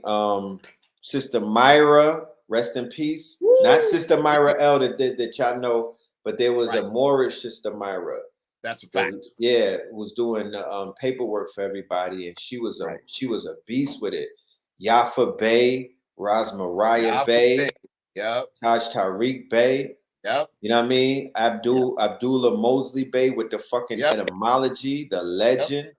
Yep. I mean, come on, man. Uriel Bey, rise in power to him too. He was a super legend. He has books that are in the Library of Congress.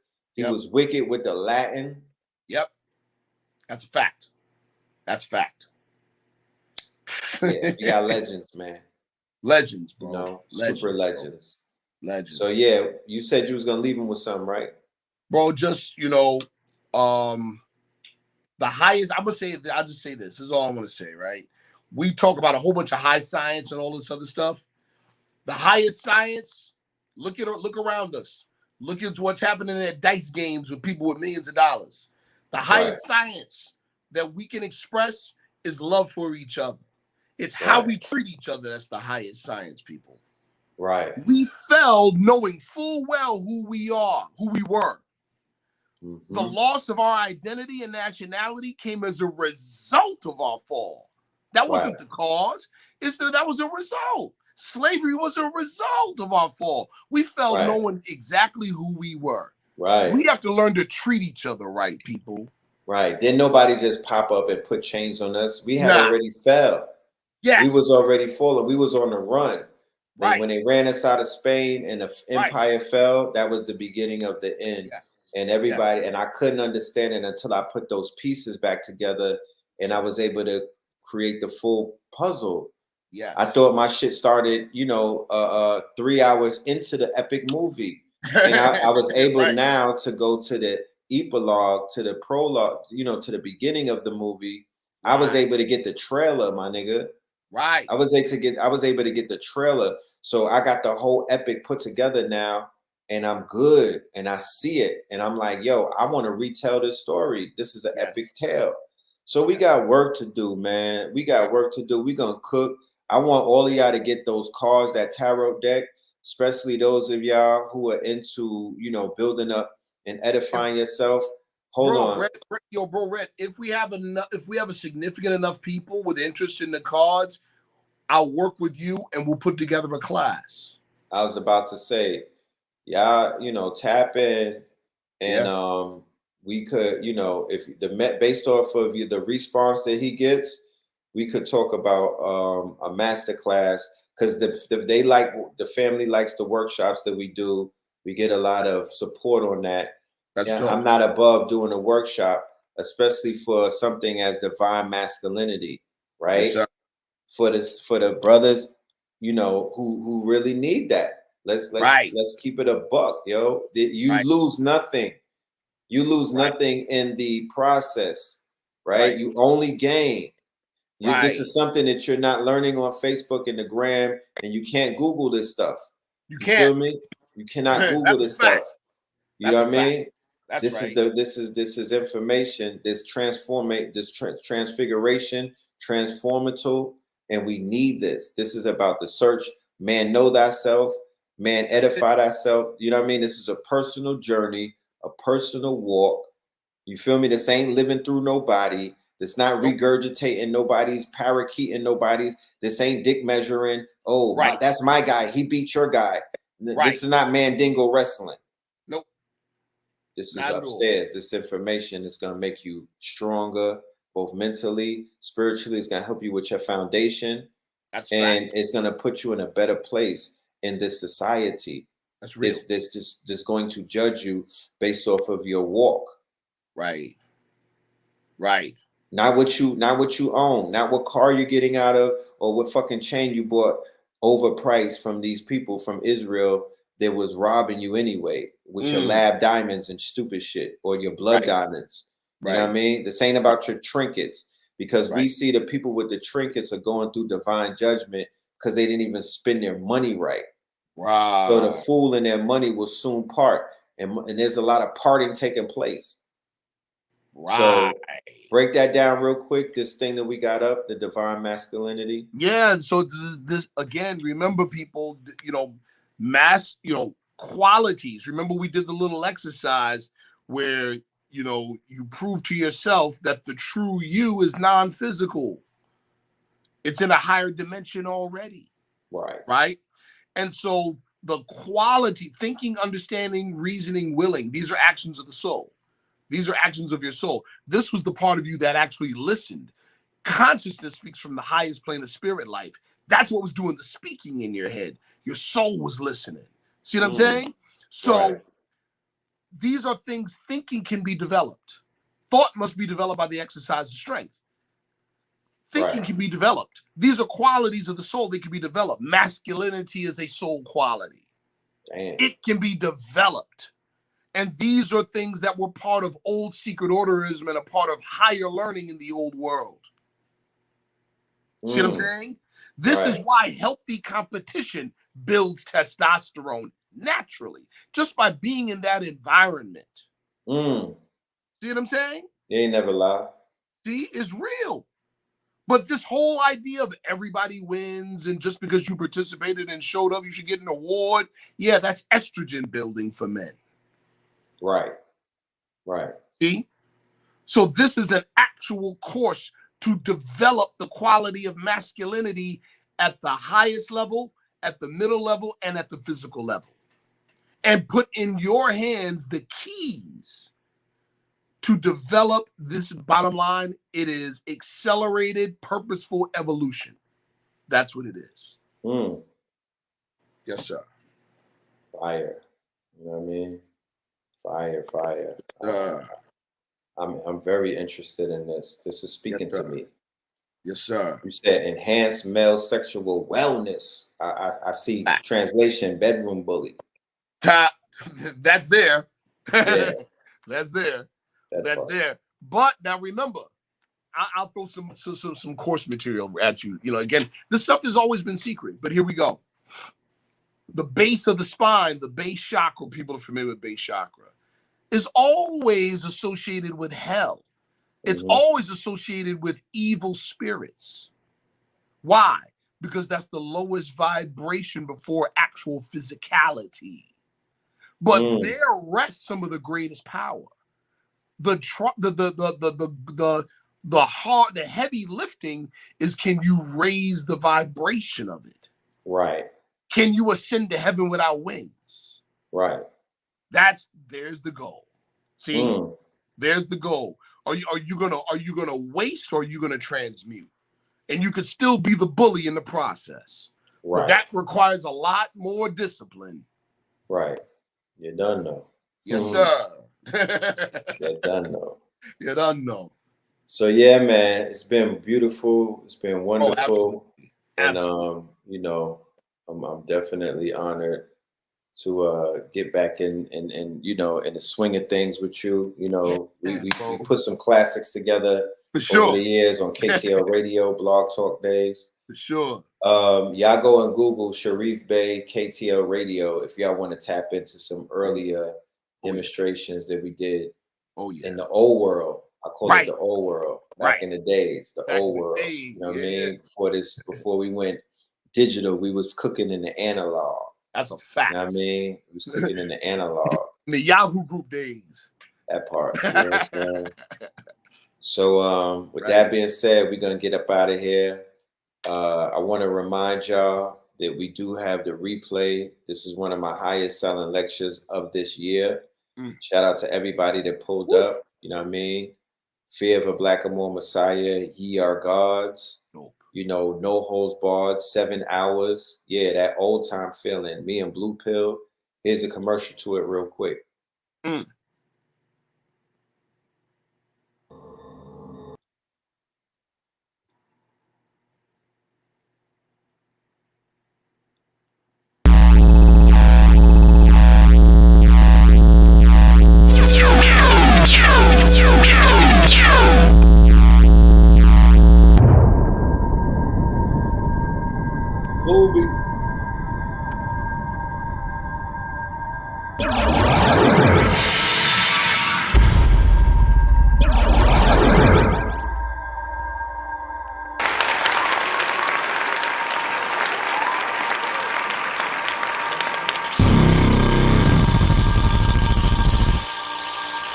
Define our own narrative.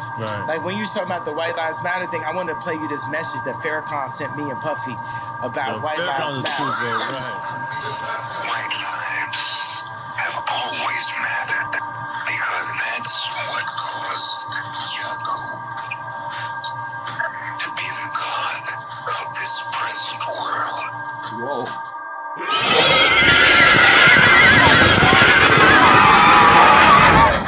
They're constantly monitored by facial recognition cameras that are able to instantly put a face to a name. Now, the Chinese are also ranked, given a mark out of a possible 950 points.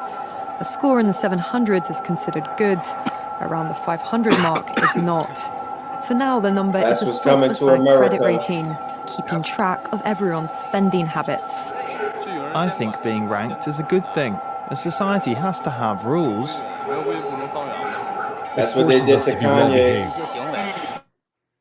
Real. That's what they did It to may Kanye. seem scary, but it's just like that here. What was driving her wasn't the trappings of being the queen and the luxury.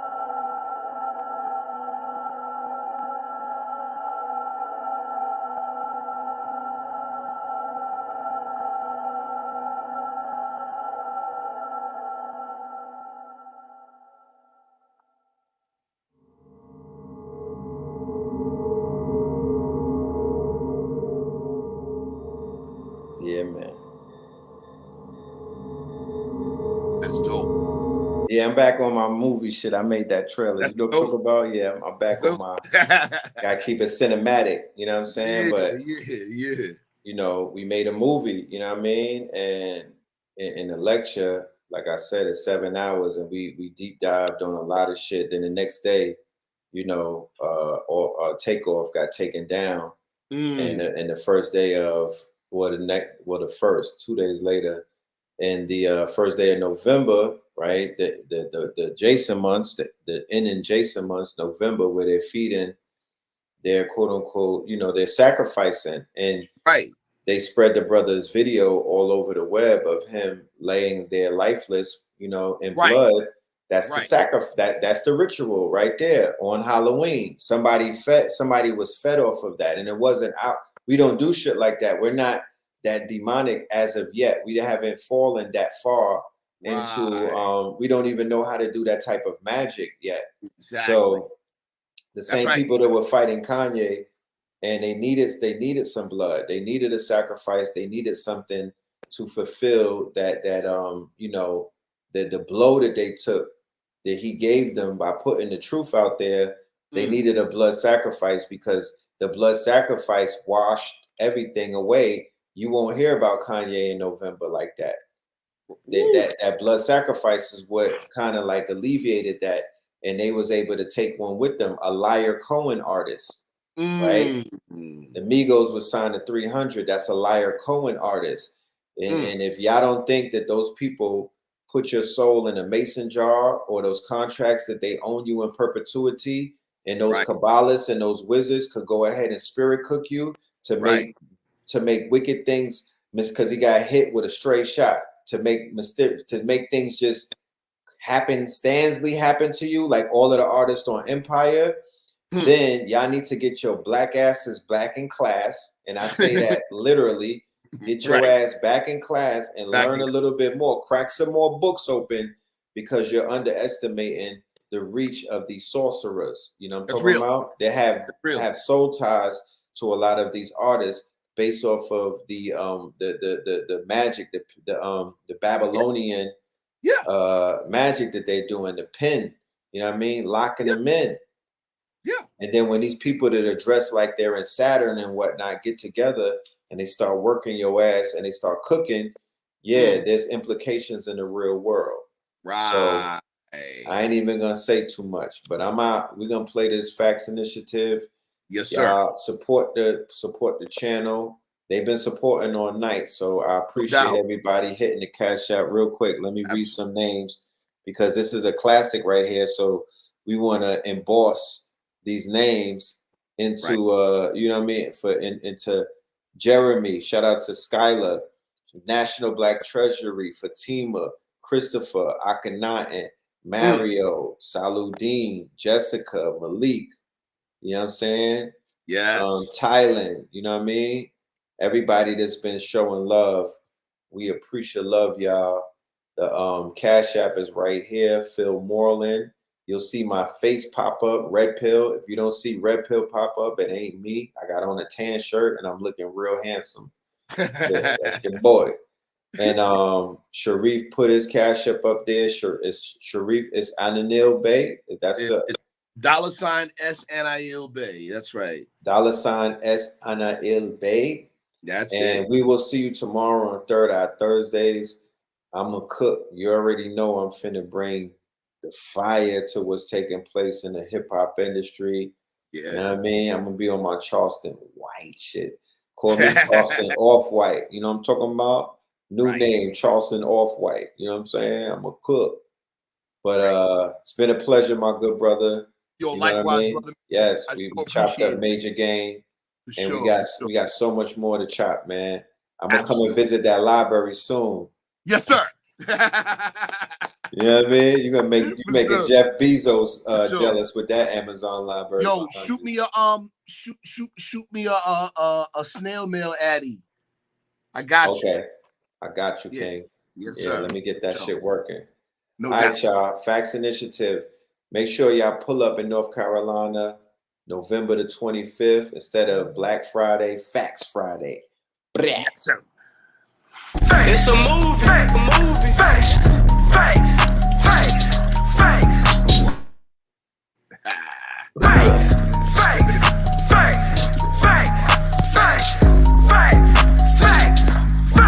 Okay, the food, the art, the clothes. We put this show on the road. The Vatican getting exposed. You better stay on your toes. Repo, tilling the land, focus on the eco. Open my heart, let go of the ego. Ran out the grand, I'm stacking up these C-notes. Facts. Fuck it, we gon' put this shit on our back. Found out the hacks, put it in the rap. Fuck it, we gon' put this shit on our back. We in your city, pull up what we had.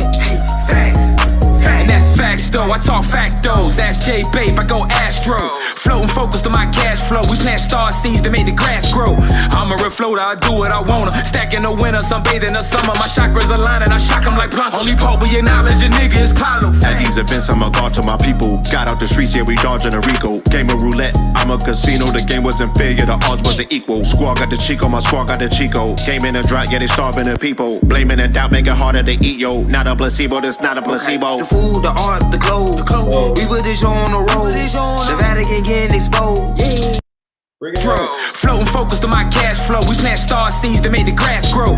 I'm a real floater, I do what I wanna. Stack in the winter, sunbathe in the summer. My chakras align and I shock them like Blanco. Only Pope with your knowledge, your nigga is Pablo. At these events, I'm a god to my people. Got out the streets, yeah, we dodging a Rico. Game of roulette, I'm a casino. The game wasn't fair, yeah, the odds wasn't equal. Squad got the Chico, my squad got the Chico. Came in a drought, yeah, they starving the people. Blaming and doubt, make it harder to eat, yo. Not a placebo, this not a placebo. The food, the art, the clothes. We put this show on the road. The Vatican getting exposed. Yeah. You better stay on your toes. Repo, tilling the land, focus on the eco. Open my heart, let go of the ego. Ran out the grind, I'm stacking up these C-notes. Facts, facts. Okay, we gon' put this shit on our back. Facts, facts. Found out the hacks, put it in the rap. Facts, facts. Fuck it, we gon' put this shit on our back. Facts, facts. We in your city, pull up where we at. Facts, facts. Started in Richmond, art in my district. Heart of the mystics, parted for biscuits. Father the isfits, martyr the misfits. God is my witness, God on my hit list. Moving the weight, we started with fitness. Moving with states, we are the richest. Give me the blues, my heart is in Memphis. It's part of adventure, started my venture. The F is for food, the A is for art. The C is for clothes, I'm playing my part. T is for check, I'm playing it smart. S is for shelter, I stay in the park. Acres on acres, get lost in the dark. We playing a part, we playing it smart. Facts, facts, okay. The food, the art, the clothes. We put this show on the road. The Vatican getting exposed. Yeah. You better stay on your toes. Repo, tilling the land, focus on the eco. Open my heart, let go of the ego. Ran out the grind, I'm stacking up these C-notes. Thanks. In my district, heart of the mystics, part. Fuck it, we gon' put this shit on our back. Facts, facts. Found out the hacks, put it in the rap. Facts, facts. Fuck it, we gon' put this shit on our back. Facts, facts. We in your city, pull up where we at. Facts, facts. Started in Richmond, art in my district. Heart of the mystics, parted for biscuits. Father the isfits, martyr the misfits. God is my witness, God on my hit list. Moving the weight, we started with fitness. Moving with states, we are the richest. Give me the blues, my heart is in Memphis. It's part of adventure, started my venture. The F is for food, the A is for art. The C is for clothes, I'm playing my part. T is for check, I'm playing it smart. S is for shelter, I stay in the park. Acres on acres, get lost in the dark. We playing a part, we playing it smart. Facts, facts, okay. The food, the art, the clothes. We put this show on the road. The Vatican getting exposed. Yeah. You better stay on your toes. Repo, tilling the land, focus on the eco. Open my heart, let go of the ego. Ran out the grind, I'm stacking up these C-notes. Facts, facts. Fuck it, we gon' put this shit on our back. Facts, facts. Found out the hacks, put it in the rap.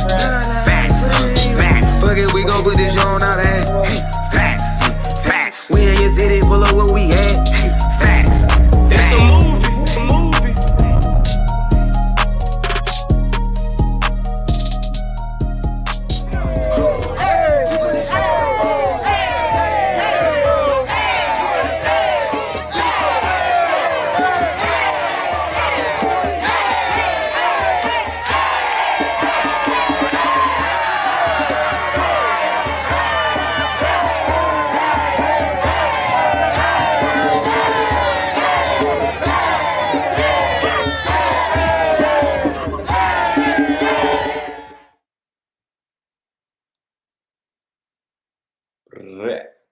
Facts.